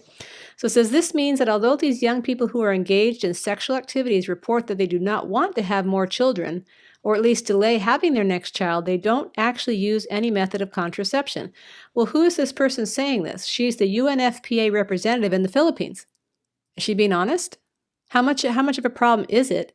And again, if there's more investment in the family and teaching parents to teach their children correct principles, would we be having this conversation? Would Bayer Philippines be needing to come in here with UNFPA and make this agreement saying we're going to teach teenagers how to go talk to their friends about how to get abortions and how to get condoms? You see what they're doing? They're sidestepping the family altogether and saying we're going to have to do it with their peers. Because they know better. When you were a teenager, how much did you know? Teenagers teaching teenagers. I don't think that sounds really great. So she says, we're enabling community champions to initiate informed peer-to-peer conversations and to even challenge harmful gender norms in the process. See how it started? Gender norms. It started with, we're going to help them not get pregnant as teenagers. And look how it ends. They're going to challenge harmful. So what is the real purpose of the program? It's not what it says. It's any title of any program is never what it says. It never is. It says it's going to also engage potential adult key opinion leaders in the community to help overcome barriers related to parental consent in the context of adolescent SRHR and family planning. So again, they're going to get rid of the barrier of parents, right? The parental consent is a barrier. They consider that. You shouldn't be able to need permission from your parents to do something. To take a life-altering drug or to cut off a body part or to have a surgery that you don't know what it's going to do for your... No, parents have to get out of the way. This is what they always do. And so it just, honestly, at this point, it makes me sick. So I sent this to the Philippines delegate, and she said, well, abortion is not legal in the Philippines. I am not aware of this project. I'll look into it. So a lot of times they're not aware. It's so not legal. She said, no, that's not, no. Yet. But they're using it again. Think of what they're doing. They're not saying the word abortion. They said nowhere they said abortion in that whole thing I read. It's sexual and reproductive health and rights. So they use health and rights, which they know are two words. They're going to make everybody go, oh, perk up. Health? You want to help somebody healthier? Okay, great. You want to help them keep their rights? Sounds good. Well, I don't see any problems with condoms. I see problem with the teenagers having sex, obviously, but I don't see any problems with condoms. But with birth control pills and the abortions, well, this is way different. Yes, but even the thing about condoms. So I have a friend who used to teach through a Planned Parenthood affiliate. She used to teach the lessons on sex CSE in, I think, Texas, and she, left after a while, seeing kind of what was really happening. And she said, it's not condom use that they're teaching. They're teaching consent. So they're teaching children as young as, I have pictures of girls as young as 9 years old in some African nations with a model of a penis, and they're practicing putting a condom on it. 9-year-olds. 9-year-olds. Okay. So there are several things going on here when you're teaching them to use condoms. You have to teach them how to use the condom. How do you do that? You have to demonstrate something. You're doing this in mixed company. You have girls and boys in the same room. It's very awkward and uncomfortable. And you're having an adult who's not you talk to your kid about how to use a condom. Now are you still comfortable with them teaching them how to use condoms? Do you want some random adult having a sexual conversation with your child about sexual topics and showing them pictures and demonstrations on how to do something that's for a sexual act? So it's not just a matter of handing them a condom. Someone has to teach them how to use the condom, and that involves all these other things. So now you're talking about an adult who, in a lot of cases, you don't know, coming in and teaching your child how to engage in a sexual act and how to provide consent. Because if you're going to put a condom on, there's consent involved somewhere. That's what they're hoping, right? So what this friend of mine says, she says it's all about actually negotiating consent. It's not about condom use at all. It's teaching children who are children. Children should not be having sex, okay? It's teaching children that as long as you negotiate consent, everything's okay. Do we want our kids negotiating sexual consent? No. And people say, well, what if they get assaulted? If you're gonna get assaulted, you're not gonna have There's no some time consent. to get No, there's no condom. consent if you're being assaulted. So I mean, the guy's not going to keep coming if you said no, he's going to keep coming if he plans on assaulting you. There's nothing, or a woman assaulting a man. Nothing's going to change that. So just being able to say I don't consent doesn't mean anything. So the whole thing about condom use really is a negotiation with consent. And like I said, it involves someone teaching your child how to manage a highly complex, emotional, hormonal, sexual situation that you're not present there to hear any of what is said. What's the most horrific thing that you've heard or saw at the UN meetings? There was, I'm not in a lot of the meetings because those are just for the delegations. We talk to the delegates outside of the fact. But some disturbing things I've heard. I mean, I was speaking with a delegate one time. I think she was from Suriname, which I had to look it up because I didn't know where Suriname is. It's on the northern part of South Africa. They speak French. And she was saying, I don't think I'm going to keep this job. And I said, and she was great to work with. She was, we could give her things. She was very helpful. Really, really wanted to protect the family. And I thought, no, you can't leave. You're doing such a good job. And she said, I'm just so tired. She said, I was joking with a colleague the other day that, they're always just talking about sex and everything is so much pressure and you got to put this stuff in here. And I don't want to do it. But she goes, I get my computer and I've got dozens of emails all asking me, how are you going to vote? How are you going to vote? How are you going to vote? How are you going to vote? And there was even, I just don't want to do it anymore. And I said, I couldn't argue with her. So I haven't myself been privy to these conversations they're having in the General Assembly because that's just delegations. We can't go in there. I don't have clearance for that. But you hear things outside of that. And there was another time so each time they do these conferences, they'll have a different countries be in charge of that process of that document. So and it rotates. So there's never ever one country that's in charge of everything. This time, I think it was Kenya. It was again, before COVID. So it was 2018, 2019. And in the General Assembly at the end, she actually said that she had been harassed by people walking in the hallways, trying to get to her meetings, harassed by people trying to influence how she was going to run the negotiations. So the UN is very, very political, very complex, very, I've been in, we were in one of the cafe areas one year and our group was kind of caucusing in between different things. And we started talking. One of the people who'd been there longer said, you got to lower your voice. I said, okay. He says, everybody around here is listening. And you don't want to give away what we're talking about. So now you're in this it's a little crazy, but I mean, it's just. So the UN is top of the top. Mm-hmm. WHO, WEF, it's under the UN. WEF is its own thing, but I do believe it's an outgrowth of the UN. I don't think it's not official that I know of, but the WHO is UN. There's nothing higher than the UN. It's global. Technically, no, yeah. But I mean, the WEF is kind of set up as, I see the WEF, the EU, and the UN is all the same.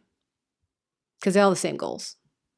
Destruction of the family, promotion of individual rights over anything else, and sexual freedom. That's all they care about. Individual rights? Mm-hmm. Remember I said it's me. Oh. The UN's all about me. So as long as you're happy, as long as but we as a country, we know better than you. Yeah, and we get to tell the government. Yeah, and so all their rules are going to be leading you that way. And so they've gotten, all this thinking has infected our own public education system, not just with the sexual ed, but with the other things I was talking about. They have something called social emotional learning in the schools, or mindfulness sometimes it's called. SEL is basically CSE under a different name because it's teaching you. CSE teaches you what they want you to do with your body. SEL teaches you what you want to do with your mind. So you have This the is where body and they- the mind of a child. You got the child. SEL is where they get those quizzes, right? Mm-hmm. Yeah. Tell please the audience what's So SEL. SEL, social emotional learning, and they'll call it different things because parents started finding out about SEL, started asking, are we doing SEL? And so they start renaming it, right? So basically, anytime you're having any kind of social groupthink type of exercise where they're saying, like, sometimes it's very overt. Like we've had some schools where the kids are, doing meditations and having, Buddhist monks chanting. I mean, that's very severe. I haven't seen very much of that, but I'm like, okay, I thought we didn't have religion in the schools. Yes. So, but they're doing things like this. And so I think,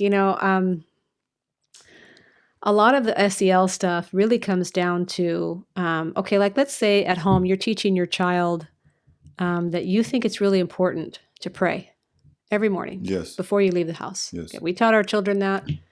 We're allowed to teach our children that. It's our house. I didn't tell anybody else they had to do it, Yeah. but we did it in our home.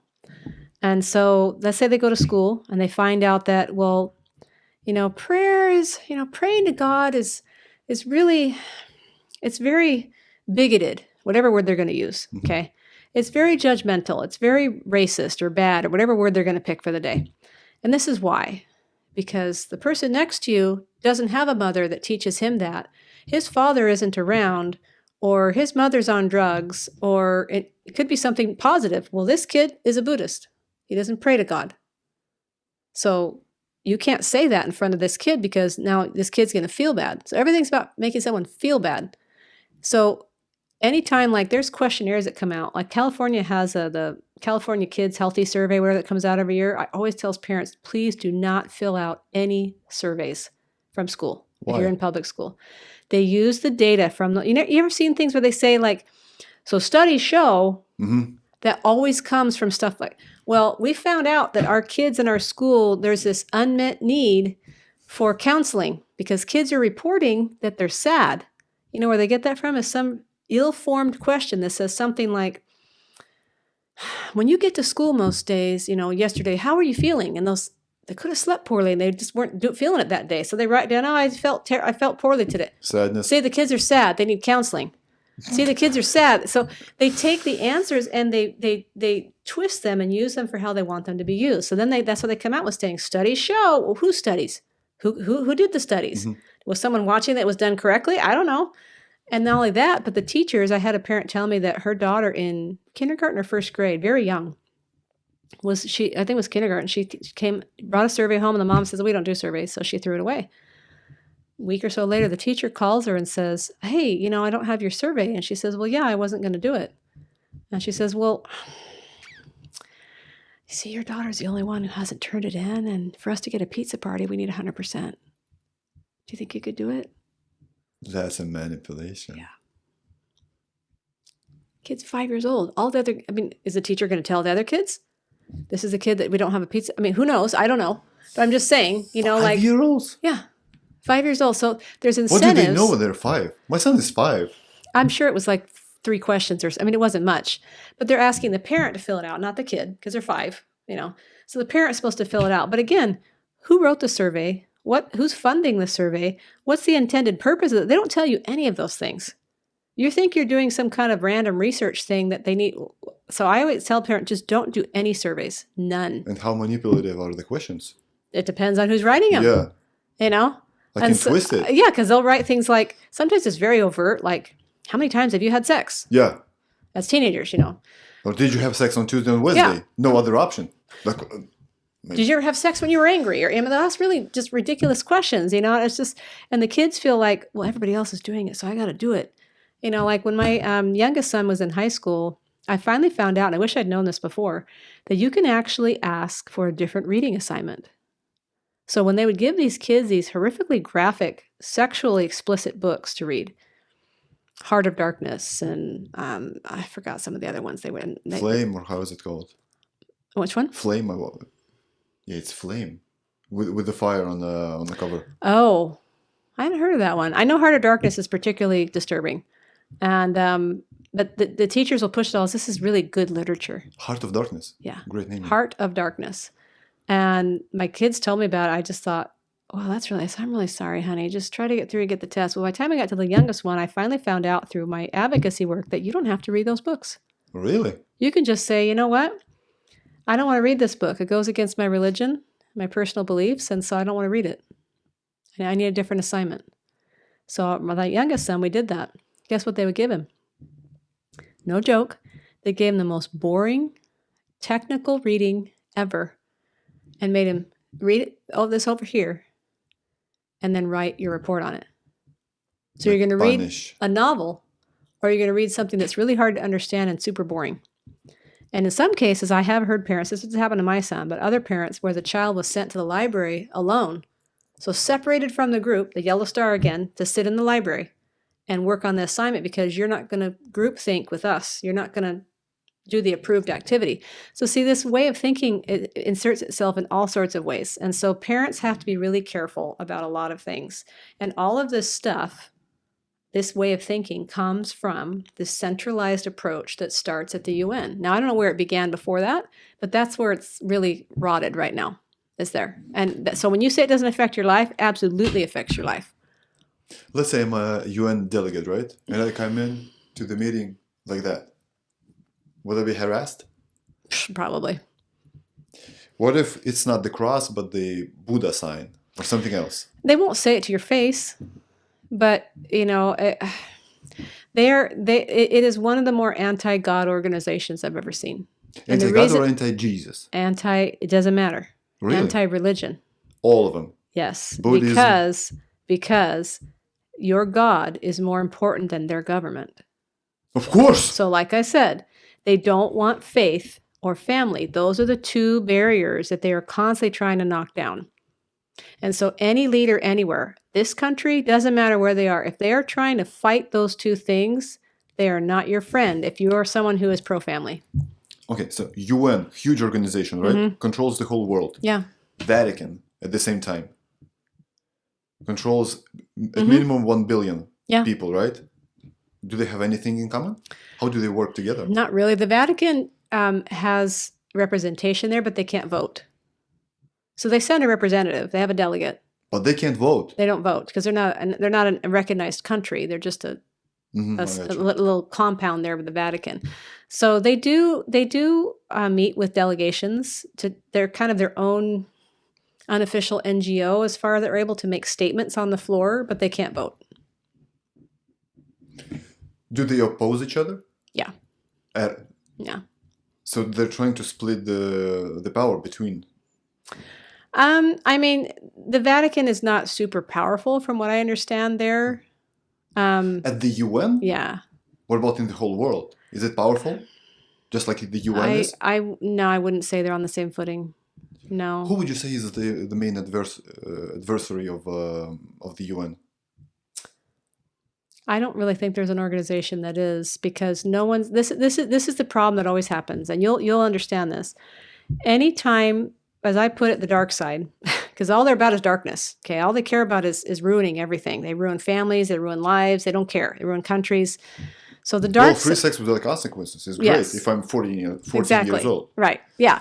And again, when you mentioned condom use, I thought of this just now as you said that. What 14-year-old, if he's told to enjoy his sexual freedom, is going to take the time or the responsibility to not only remember to use a condom, to put it on correctly when he's in the heat of the moment? You tell me, find a 14-year-old boy that's going to do that, I'll pay you money. It's not going to happen. Like faster. No, he's not going to remember anything you taught him. So all those lessons you did are going out the window, because they've even found adults don't use contraception, and they expect kids to. And Because so, they have Plan B yeah, exactly. and Plan C with There's Planned plenty Parenthood. of options to get rid of the products of what you decide to engage in. So anyway, what was your question? I forgot. Adversaries of the Oh. UN. The biggest way that I found for I mean, there are NGOs like us that are out there, but I mean, there's no one that I know of that's like, oh, you know. But what I was saying was, this is what I was saying, is that people who are on the other side, who are pushing for these things, their whole goal is to get it done. They don't care who they step on. They don't care who they destroy. They don't care who is pushed out. their goal is supreme. Our side, and this has happened multiple times just in this state, in the time I've been involved in advocacy work, it's only been 6 years in this state. I was doing the UN before that. We fight amongst ourselves all the time. And so I can't, there's been a couple of times where someone has approached me to combine advocacy groups in this state. Both times, at least 2, maybe 3 actually. Yeah, I think it's 3. And they always want something. They want to dissolve your autonomy, and now it's under this person. That person and then the next thing you know, like, well, who are you partnering with? Who's? I want data collection. I want email addresses. I want whatever it is. We don't work well together. And so our efforts don't ever have the ability to get as powerful as something like the UN because there's too much infighting. Think about just with this election with President Trump. Oh, yeah. Okay. We had so many people saying, especially the evangelical Christians, he doesn't support an abortion ban. I can't vote for him. So they will never cast So you're going their to throw out the votes. baby with the bathwater, because that's an expression here that, you're going to throw out the good with the dirty bathwater because you don't like the dirty bathwater. Well, don't you want to save the baby? Like, President Trump champions so many things that will help Christians in particular and families thrive, but you're going to not vote for him because he won't ban abortion, which is not his right to do. So, but you had people who would not vote for him because he wouldn't do that. So this is why we don't win, is because I'm not saying compromise. I'm just saying that you have to understand the goal of what we're trying to accomplish here. The other side, the left, the dark side, whatever you want to call them, they understand it very well. They want us to fight each other. Yes, and so they make it. We find this one issue that we just can't swallow, and therefore I just can't do it. I'm not going to vote. I'm going to stay home. I mean, But do you find it that this rivalry, right? This Mm-hmm. battle you can meet those rivalries in many aspects of our world. sure, Mm-hmm. My favorite team against your favorite team. Democrats, Republicans, black versus white. black, white, pro-abortion, pro-choice. We hate each other. Yeah, We have to hate each other. While at the same time, our true enemy is just laughing and he's oh yeah. that's great. Well, that's why I said they don't care who they step on. Think about what happened with the Democrat nomination this year. Okay. These same principles are at work. They had a man who clearly was suffering from dementia, okay, of some sort. He wasn't in his right faculties, whatever you want to call it. I'm not a doctor, but clearly he was not well. They all covered it up forever. And then they put this woman in here that no one voted for and say it's okay because the delegates said yes, they would vote for her. The people didn't vote for her. So you see what they did right there? They stepped all over their processes and procedures and rules because this is their objective. They have to get someone in there to keep their abortion going. They have to get someone in there to keep the gender clinics open. They got to get someone in there they can control. So the rules go out the window. They don't care about the rules. We care about the rules on this side. And a lot of times what happens, and I've seen this happen many times, where groups have fallen apart, in my experience, short experience of 6 years in this state, of we don't play well together. And so that's why, honestly, I think there's not a group that rivals the power of the UN. All we can do, and I'm not sure I want there to be, and this is why. When you have centralized power, you have centralized rot, centralized corruption. I don't think that our movement would tolerate that. I don't. I think that we would not feel well enough to keep working in that scenario. Whereas the other side, again, they don't care. The goal is all that matters. It doesn't matter what you think. It doesn't matter how you feel. Again, it's the groupthink of the UN, right? The groupthink of the SCL. There's one way to do things. If you do it this way, everything will turn out the way we say it should turn out. It doesn't matter if you agree with it. It doesn't matter if you think it's okay. As long as you follow it, you will be approved. And so it's the same this way. They have one goal. Their goal is whatever they're trying to accomplish, and they don't care who dies or gets hurt in the process. Our side, we care about the rules. We care about making sure that things are done the right way, that we have a result that is workable, that makes sense, that we can keep in place for a long period of time, right? the other side doesn't care about that. And so I don't think I want there to be another UN, a good UN. I have always been really big, and the more I talk to delegates, the more strongly I feel this way. They have every right in the world to control the decisions of their own country. No one should be telling Uganda how to govern Ugandans. No one should be telling Ukraine how to govern Ukrainians. We shouldn't even be over there. We shouldn't be over there. That is not our job. We shouldn't have meddled in the Middle East. I mean, all this stuff comes from us all thinking we all have to be the same. No, we don't. There's differences for a reason, differences in gender, differences in the way a country is run, differences in citizenry. And that's a good thing. That's beautiful. It's a beautiful Different thing. nations, different Yeah. cultures. But you see where this all comes from. This is all keeps tying back to the same thing. It all has to be this way. And if it's not this way, it's bad. No, it's not. And then they shame you and make you feel like you're the one with the problem. And so I don't want there to be a rival to the UN. I want people to rise up on their own in their own cities and communities, in their own states and counties, and say, this is what we believe in and we're willing to stand up for it. That's way more powerful than a single organization, because you have multiple voices in multiple languages all over the world, different faiths, no faith, it doesn't matter. As long as your thing is to actually say, I want what's best for where I live, for everyone. No one's going to be happy with everything, right? But for the biggest good of our society as a whole in my community, that's what I want. How much do you think all of it is spiritual? Would you say can't it really- all comes down to, so the UN and the New World Order or Yeah. globalism, this whole agenda comes down to communism, Mm-hmm. or even communism comes down to spiritual? Mm-hmm. It's spiritual. Yeah. Let's go back to what we talked about, healthy family formation. When you choose to marry and have children, why do people do that? Because there's something bigger inside of us that makes us want that. It's not us.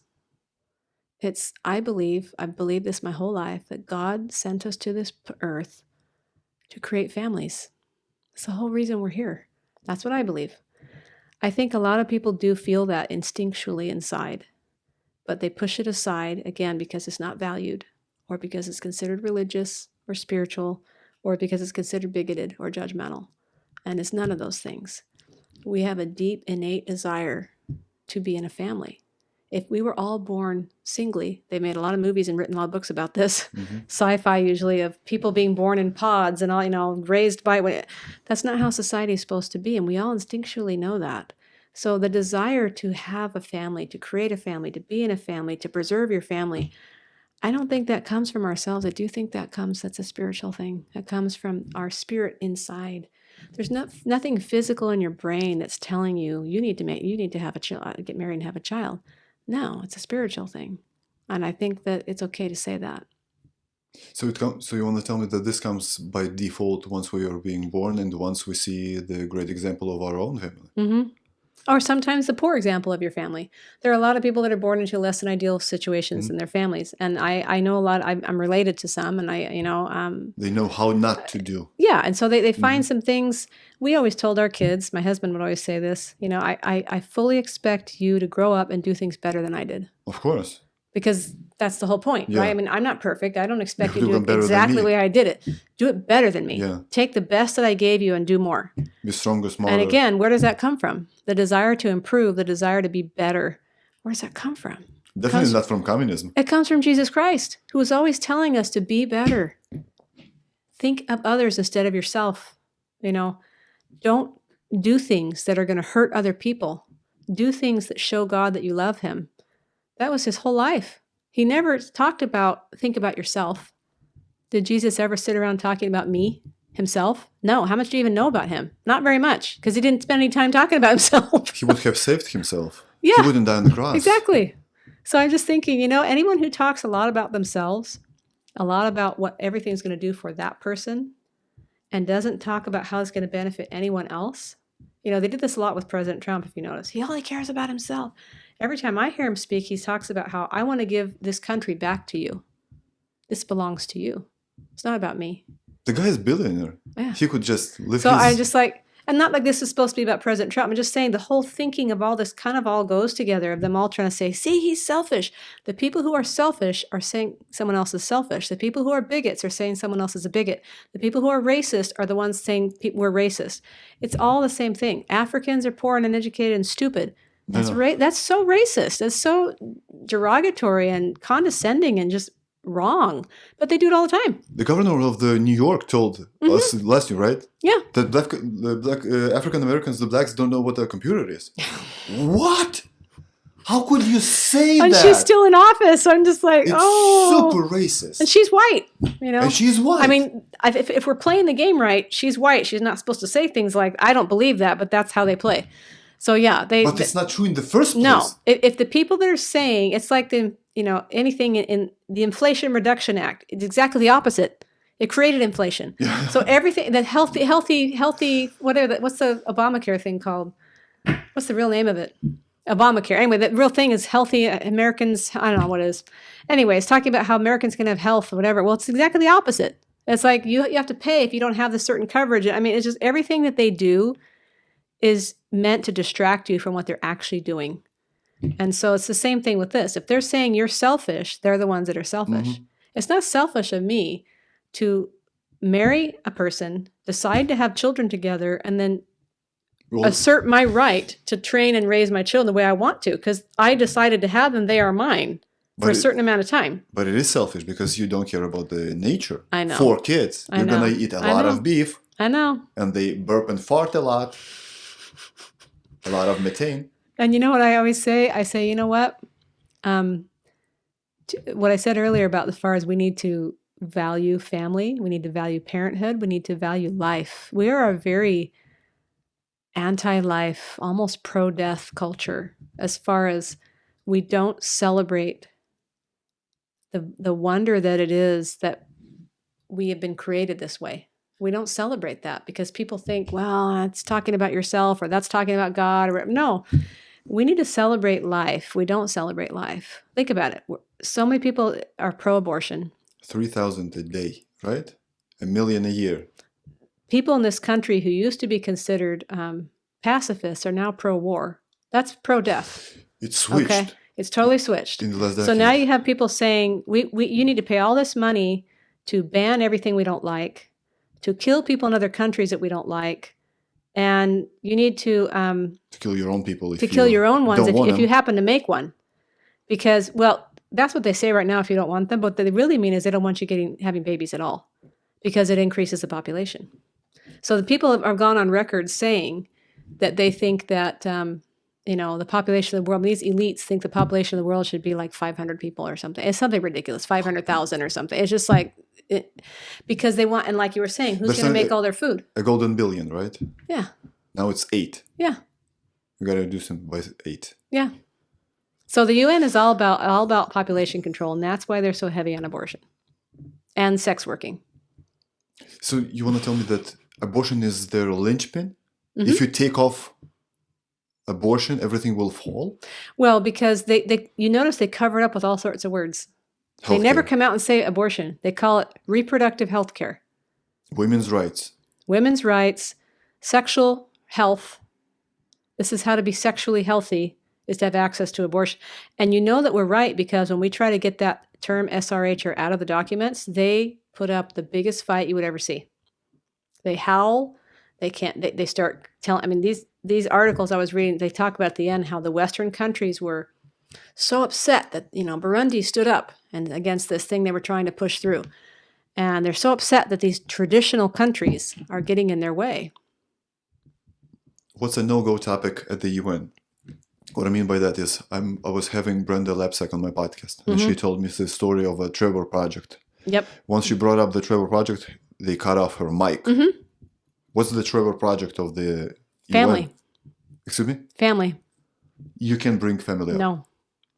They have a document on the family, and they're trying to take out the words mother and father out of a document on the family. Do you think there is a specific family or a few families, the dynasties that control the UN? I think that there's a lot of money being thrown around. I do think that there are philosophies and power people behind the scenes that we don't see, for sure. The average people working for those agencies, I don't think they have any idea. But I do think that whether there's certain families, I don't know for sure, but it doesn't seem surprising to me. Because they don't want that many people in charge. You have to remember that, right? So if there were a handful of 10 whatever groups of individuals or whatever that were pulling the strings, it wouldn't surprise me. So if you would take NATO, the EU, on the other side is BRICS right now, which is becoming huge, right? Mm-hmm. But they're at the same time, well, they're kind of the adversaries, but the UN is the father of all. I don't know if it's the father of all. I think they're players on the same team. Mm-hmm. I don't think even in their world that they want one group to be the most powerful. I don't think they can handle that. I think that it could be, again, like you said, the people behind the scenes, the real puppet masters. It could be them. I don't know, but the thinking comes from somewhere, and I don't think it's from a lot of people's heads. I think it's a few, and it permeates all these organizations, and that's where all the money's coming from. Were you surprised that Trump won the elections? I honestly, I was. Why? Because lots of people voted for him, or the reason is you were surprised because the elections work. Were you surprised that it worked? No, because lots of people were telling the sort of like, there's no way elections work no, at because okay, so there's a man that I followed a while back, and I still try to follow him. His name is Seth Keshel. Have you heard of him? all. No. He is a retired military intelligence officer. And since 2020, he's been doing presentations. He's kind of calmed down now, but for the couple years there, he was doing presentations all over the place. And he used his way to analyze data and got a team put together, and they would show each state by county, and he would give them a color: green, yellow, red. Red is, green is no detectable voter fraud. Yellow is, yeah, there's a good amount of voter fraud. Red is rampant voter fraud. California, like all those big counties, completely red. San Francisco, San Diego, LA, San Diego. So I was very happy. I wasn't surprised that he won ideologically, but I was very happy that he won with the fraud and the cheating that goes on. For instance, like I said, back in 2020, I think I said to you before we started this, I was a poll observer at my polling station. And the county supervisor of elections in that county had a rule that you had to post your results within, I think it was 5 minutes of the polls closing at 8 o'clock. We had a line of people, at least 100 people still waiting to vote. This was 2020 when everybody was, mail-in voting. People still were coming to vote in person. We had buckets full of unopened ballots that people had dropped off in the back of the room. They had provisional ballots that people had cast that day for people who just registered and voted that same day. None of those were counted. Results were posted. This state, if you've lived here long enough, you talk to people, most people I know in this state did not vote for our governor. Do you know anybody that's voted for Nancy Pelosi? I don't. All the people who've been in politics for decades, how are they still there? Nothing gets it done any better. So I was not surprised he won ideologically. I was very surprised he won the cheating. The cheating is terrible in this country, and it's from the mail-in ballots, and it's also the machines, but it's also the way things are run at the polling locations. The polling locations, in a lot of cases, cover too large of an area. Like I was in Orange County before. Orange County is too big. And there's so many people that live there, like it really should probably be split so that it could be managed better. But I think ideologically people are ready to take care of our country, and that's what he stands for. And despite all the things they say about him, that really is what he's standing for. And so that I was very happy talking to a lot of people I've talked to. There are people who still thought that the other side should have won, but interestingly enough, they didn't like the candidate herself. They wanted abortion. That's what they all say. I want my rights. So So you want the right to kill life. So again, like I said, it's kind of a pro-death culture. That side is abortion is such a central pillar, and I don't understand it, other than the fact that it goes along with this. It's anti-family. It's me culture.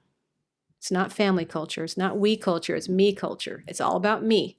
What's best for me? What's best for my life, for my body, for my choice? It's all my body, my choice. Think about that statement. It's all about me. Think about what we're taught as Christians. It's not about you. It's about all of God's children, right? It's very different. And it all comes back. It's the same thinking that they do here all the time. Or the body of the Christ. Mm-hmm. Yeah, so abortion is a linchpin. It totally is. And there's a lot of money in it. A lot of money in it. I mean, IPPF, the International Planned Parenthood Federation, has a seat at a lot of, I don't know how many, but I know they have seats at some of the meetings at the UN. They shouldn't. We don't. Do you think Musk and Ramaswamy are going to defund Planned Parenthood? Oh, really? Yeah. It's not going to end well. Why should we be funding that? Again, people are making these decisions in the federal government. A lot of times it's from bureaucracies, people we didn't vote for, who are making decisions. They can't be fired. I used to be in the public education system as a teacher for a couple of years. And you cannot, it's very, very, very difficult to be fired as a public employee. That needs to stop. Why? Because the union?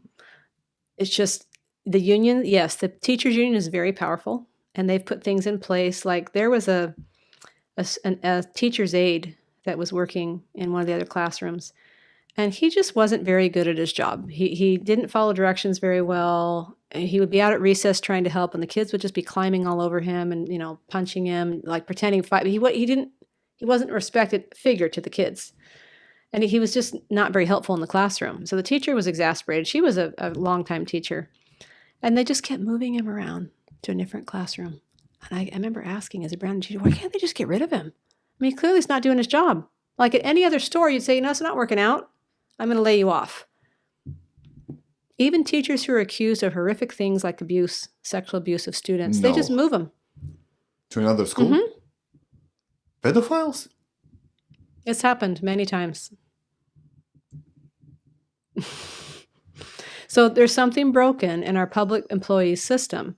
So, I know you've spoken with Rebecca Friedrichs and her work with getting, she was the forerunner of GET decision that eventually came with Janice like a year and a half later, where now public employees don't have to be in a union. Mm-hmm.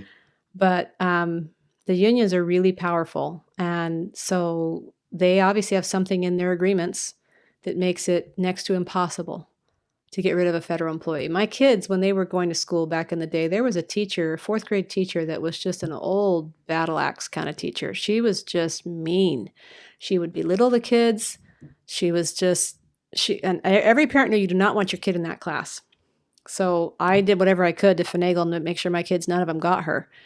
But she was just verbally abusive in a lot of cases. She got her full pension, which those pensions aren't affordable either. We can't pay for those. We're going to go bankrupt. We are bankrupt because of a lot of the public employees' pensions, which are way too high. That's another subject for another day. But it's just part of the whole corruption of when you have a system that you can't audit, you can't change, you can't pull people out and put people in. Well, the problem with pensions is if your birth rate is 1.7, 1.9, right? So, and the inflation, and government has a track record of not doing great with money. Mm-hmm. That's when you have problems with pension. It's all over the world. Lithuania is bankrupt. Yeah. Because of the same reason. Well, and when I was teaching, I remember thinking like so many teachers, even the 2 years I was teaching, it wasn't very long. People would leave and get sucked into the administration at the district level for different reasons, and they chose it. But I remember thinking, how many people work at the district? Because they don't do that much. I mean, yes, there are some things they do, but they don't do that much. And there's so many people at that level, and this happens throughout government. There's so many people in these bureaucracies and admins and whatever, and do we need all those paper pushers? No, in most cases, you don't need most of them. It's kind of like Elon Musk's X. Oh, yes. He went in and got rid of 80% of the staff, and it's working better than it was before. It works. But I'm now on people are X trying to every say like, oh, it's full of Nazis. I'm like, okay, I'm on X, and I haven't seen any Nazis. I don't know what you're talking about. No, You can just say what you want to say now, and that's kind of a good thing.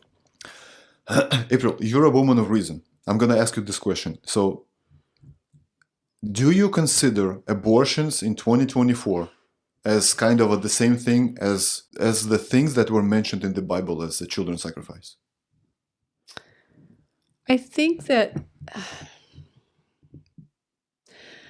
abortion is a very cleverly worded, protected practice that aims to make a woman feel like she has control, but it really is being controlled by whoever is pushing that on her, whether it's her partner, whether it's her parent, whether it's someone else in her life, her job, who's making her feel like you can't have a baby right now.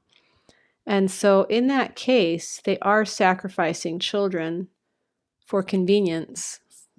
For a career, so it's for the money. Mm-hmm. Or, it's embarrassing. You can't have a baby, you're 15. There's all sorts of reasons. So are they sacrificing children? Yes. Is it similar to the biblical child sacrifice? I think it has similar connotations. I don't know if it's always for the same reasons. I think in today's world, it's more, I think there are probably people who do that. I mean, it's like, isn't it the Church of Satan who wants to abort babies as part of their rituals? That's what I was reading. Mm-hmm. So yes, there are people that do that. I think abortion in general, though, is just women being taken advantage of under the guise of having control. Is there anything that we did not cover about the UN that you wanted to share? I guess I would just share some of the good language of this last thing about the reproductive health and this resolution on the family. So it says, powerful Western countries howled and accused traditional delegations of acting in bad faith. The first draft of this resolution contained the pro-abortion, again, they always fight about abortion, so it is a linchpin, contained the pro-abortion term reproductive health. So that's why the traditional countries said you should not have reproductive health, which they know me now because we've done a lot of work. Our NGO, a lot of other NGOs done a lot of work to teach them when they say reproductive health, it means abortion. Equal abortion. Mm-hmm. A couple years ago, they were using the term women and girls in all their diversity. We had to teach them that means trans. Say that women and girls in all their diversity. That is code language. And I read that other code where they said they use coded language. They're admitting it. They use terms that are ambiguous, and then they know what they mean, but the person they're saying it doesn't know what. So we've had to have education meetings sometimes with new delegates just to teach them what all these things actually mean. Because it sounds great, right? Reproductive health. Oh, I can have access to birth control if I need it. Okay, great. No, it means abortion. And you notice they are howling about they can't have abortion and a resolution on the family. So then it says, the Nigerian delegate said all UN member states have an obligation to defend the family in line with international human rights law. Family is not only the natural and fundamental group unit of society, it is the building block of civilization. Amen. The Russian delegation praised the resolution because it included a focus on the international legal obligations of countries to the family as a unit for the first time. It said that. So they have an obligation to form families, is what we've been talking about, and for referring to the importance of maternal health for the family. It says, while traditional countries were elated by the outcome, Western countries were bitterly disappointed that the resolution did not include abortion language or recognition of homosexual couples as families. Why do they push so hard for homosexual couples to be a family? Can you guess? Because they cannot With everything we talked about. Huh? Because they cannot procreate. Yeah, they can't have kids. So of course they want that to be the new definition of a family. But they can adopt. You want to have trans people get married. They can't actually have children because who knows what kind of organs they've damaged or whatever. So yeah, they want you to adopt the children. Who's going to make the children? Like you said, who's going to grow the food? Who's going to grow the children? If they're all had surgeries and been castrated and they've taken drugs, who's going to have the babies? So no one's going to pollute the air. No. And then it says a U.S. delegate accused traditional countries of promoting a, quote, and here's the name calling again, anti-LGBTQI whatever agenda, and attempting to redefine the family. Redefine the family. They said the traditional countries who want it to be the traditional family were redefining the family. So like I They want said, to keep the definition of everything a they family. say is the opposite. They're trying to Gaslighting. redefine the family. They're trying to redefine the family. It should be same-sex couples. It should be whatever we decide. So same thing as when we happen with gay marriage. Marriage is no longer marriage if anybody can do it. I can marry to myself. Right. Proposition 3. You could be married to 3 people at once if you want. I mean, I'm not against gay people. I'm just saying words have to have a meaning. It's not about the gay people. No. It's like the LGBT parades. How do they call them? It's not about the gay people or lesbians. It No, has nothing that's to just exhibitionism. Those parades are exhibitionism. Literally, people are walking down the street naked. Or they are dressed like horses, dogs. What is that? That's Have you seen the ones perversion. driving down the street on their bikes and they're totally naked? Yeah. A bunch of men. What does it have to do with gays? I know people It doesn't. that are gay. No, and they're not like normal that. People, No, I like know. me and you. I do too. Yeah. They don't dress like a horse. Well, there's a difference between being same-sex attracted and being an LGBT advocate. They're not the same. Not the same. There are a lot of people that are same-sex attracted. Like I said, I would not have a problem with a gay president. I really wouldn't. If that man or woman was dedicated to the prosperity and future of America as a solid, prosperous nation with Sovereign. family-centric, sovereign from other nations, interference, that has my vote. I don't care. It's just like the one thing President Trump has taught me is that America first is always me. America has to come first. Our money can't be going to people coming across the border. It can't be going to Ukraine. It can't be going to the Israel conflicts. It can't be doing this stuff anymore. We need to take care of our own people. And so if the president's going to do that, I'll vote for him or her. Oh, you're such a bigot. I don't need a woman president. Even when I said, "Do you want a woman president?" I said, I don't really care. Is the person going to do what's best for this country? Or is this person going to push abortion? You notice Kamala was always super strong on that because she's just like them. They're howling because you didn't include abortion. You didn't have abortion language. And these traditional countries are saying, well, we don't want abortion. We told you we don't want abortion. We told you repeatedly we don't want abortion. And you keep pushing it. Which is why that delegate from Suriname was so tired. She's, I'm just so tired. It's all about sex, abortion. All sex. I was talking to an Argentine delegate several years ago, before they had their new president, who's now doing all wonderful things. And I said, everything here is about sex. Like, why is it like that? He goes, well, if we didn't have these problems, you wouldn't have a job. I said, this is not my job. I have a family. If you guys weren't doing all of this, I could stay home with my family. Instead, I'm over here. Stop doing all this. Yeah, stop doing all these things because I could go home and take care of my family. But that's what you were mentioning earlier about why there's not a group to oppose the UN. I think because all of us as households have to realize we have more power than we think. And your power comes from you standing for what you believe in and teaching your children and strengthening your family as a unit to seek for the good of everyone, to seek for the good that God wants us to have, right? That's what we need to be doing. And we need to stop this one issue thing of, I believe in this, right? No, we need to come together and say, this is how we feel. I know this is good for society, and therefore I'm going to stand firm in that. And when you do that, more people say, wow, that was brave. I'm going to do that too. And it spreads. That's why President Trump was reelected. I honestly believe that because people saw the outright evil, the nonsense, the gaslighting, they saw it all. And they said, I am done. I want someone who's going to take care of our country. I want someone who's going to make it so I could feel safe to go out at night. I can go visit someone in a certain city and not be concerned that I can't go out because something might happen. I might get robbed. I might get assaulted. I might get my car stolen. I mean, all these things that government is supposed to do for you. I think that I do honestly believe that's why his message resonated. And all the other side had was abortion. That's all they had. You notice they would never come off of that. That was their number one issue. And you see it over and over again, all the things that I read to you. Abortion is the linchpin. If you take that away, they have nothing left. Abortion, and then a second behind that is gender. But all that is pushed toward is to separate you from God and to separate you from control over your own body. Because if you follow the abortion, have abortions, or you have these chemicals, or you get castrated, whatever you're going to do, you eliminate your ability to reproduce and to have a family. Do you see why they're doing it? That's why I said the F word at the UN is the family. The family is the biggest threat. So the best way you can fight this is strengthen your family. Teach your children about family, why it's important. Teach your children to create their own families, encourage them to do that, and show them how to do it in a healthy way. Because you need healthy family formation, right? Because they'll always say, well, I had an abusive father when I was growing up. I had a mother and father, and they were terrible. I agree. That happens. We need to get governments and NGOs and everybody involved to put their true effort and their compassion and desire into helping their citizens create families. Period. Amen. April, I have the same question on my podcast that is the last one. So let's have two assumptions with you. Assumption number one is the President of the United States, his position is he's the most powerful human being on planet Earth. The second assumption is you become one. You become the President of the US.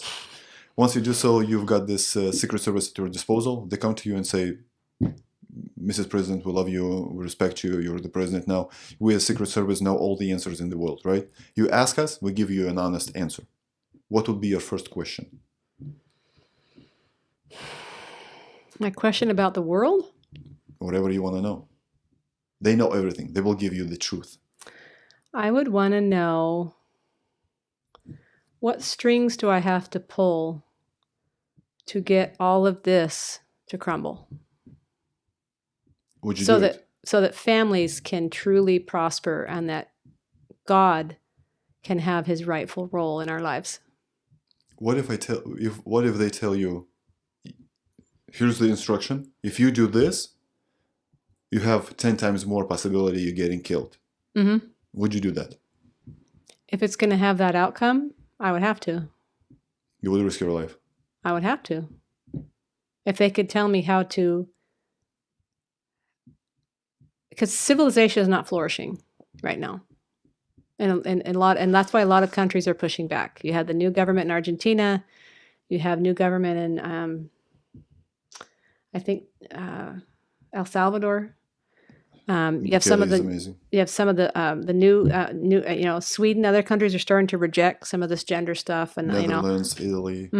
And so people around the world, like, that's the spiritual part you were talking about, I believe, is their spirit longs for freedom and prosperity. They want to live their lives. They don't want to deal with this.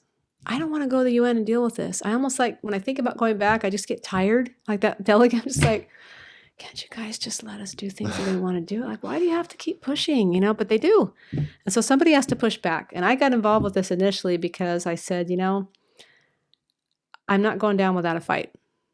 And so I believe in my family. I want to protect my own family. Therefore, I need to help other people protect their families. And if that means that I have to open myself up to attacks, even, hopefully not something really dangerous, I think if you were in that position, you would have to do that, because that's why you got elected, was to protect your people. I mean, you protect your family. I'm here to protect my family. So why wouldn't I protect my country if I'm in charge of a whole country? That's your job. Yeah, because 70 million told, Mm-hmm. we want you Yeah. to represent us, Mm-hmm. our values. April, thank you for everything that you do. Yeah. How many grandchildren do you have? We have 4 and 2 on the way. So God bless you. Thank God you. bless all your family. God bless your kids and your grandkids Thank you. that are now being born, and the future grandkids as well. Yes. And I appreciate all the work that you do for the better of the society. And just like I said in the very beginning, if the US falls in many aspects, the other countries will fall as well. That's true. I do care for the US because I live here, and I do care for my home country because this is the country I was born in. If you fail here, my country is going to fail there. Yes. So I appreciate agree. all your hard work. Thank you. God bless. Thank you. Thank you for the conversation. Well, there you go, guys. A lot to take in, but like I said, so important that we are all having this discussion at the water cooler, in the bar, wherever people talk about what's important in the world, and forget about sport and football and watching nonsense on the TV. Let's start talking about what's really important for us, our children, and our future. And with awareness, we can push back extremely effectively. I'm absolutely certain of it. And final reminder, my app at studio.com/Ivor/weight loss. Check out the homepage, please. Share with friends or family who want to finally achieve successful weight loss, get massively improved metabolic markers, and of course longevity and safety from heart disease, Alzheimer's, diabetes type 2, and all the other modern chronic diseases that you really need to know what you're doing if you're going to drastically reduce your risk for those, or indeed greatly mitigate the effects if you already have those conditions and completely transform your life. So there you go. Next time, folks.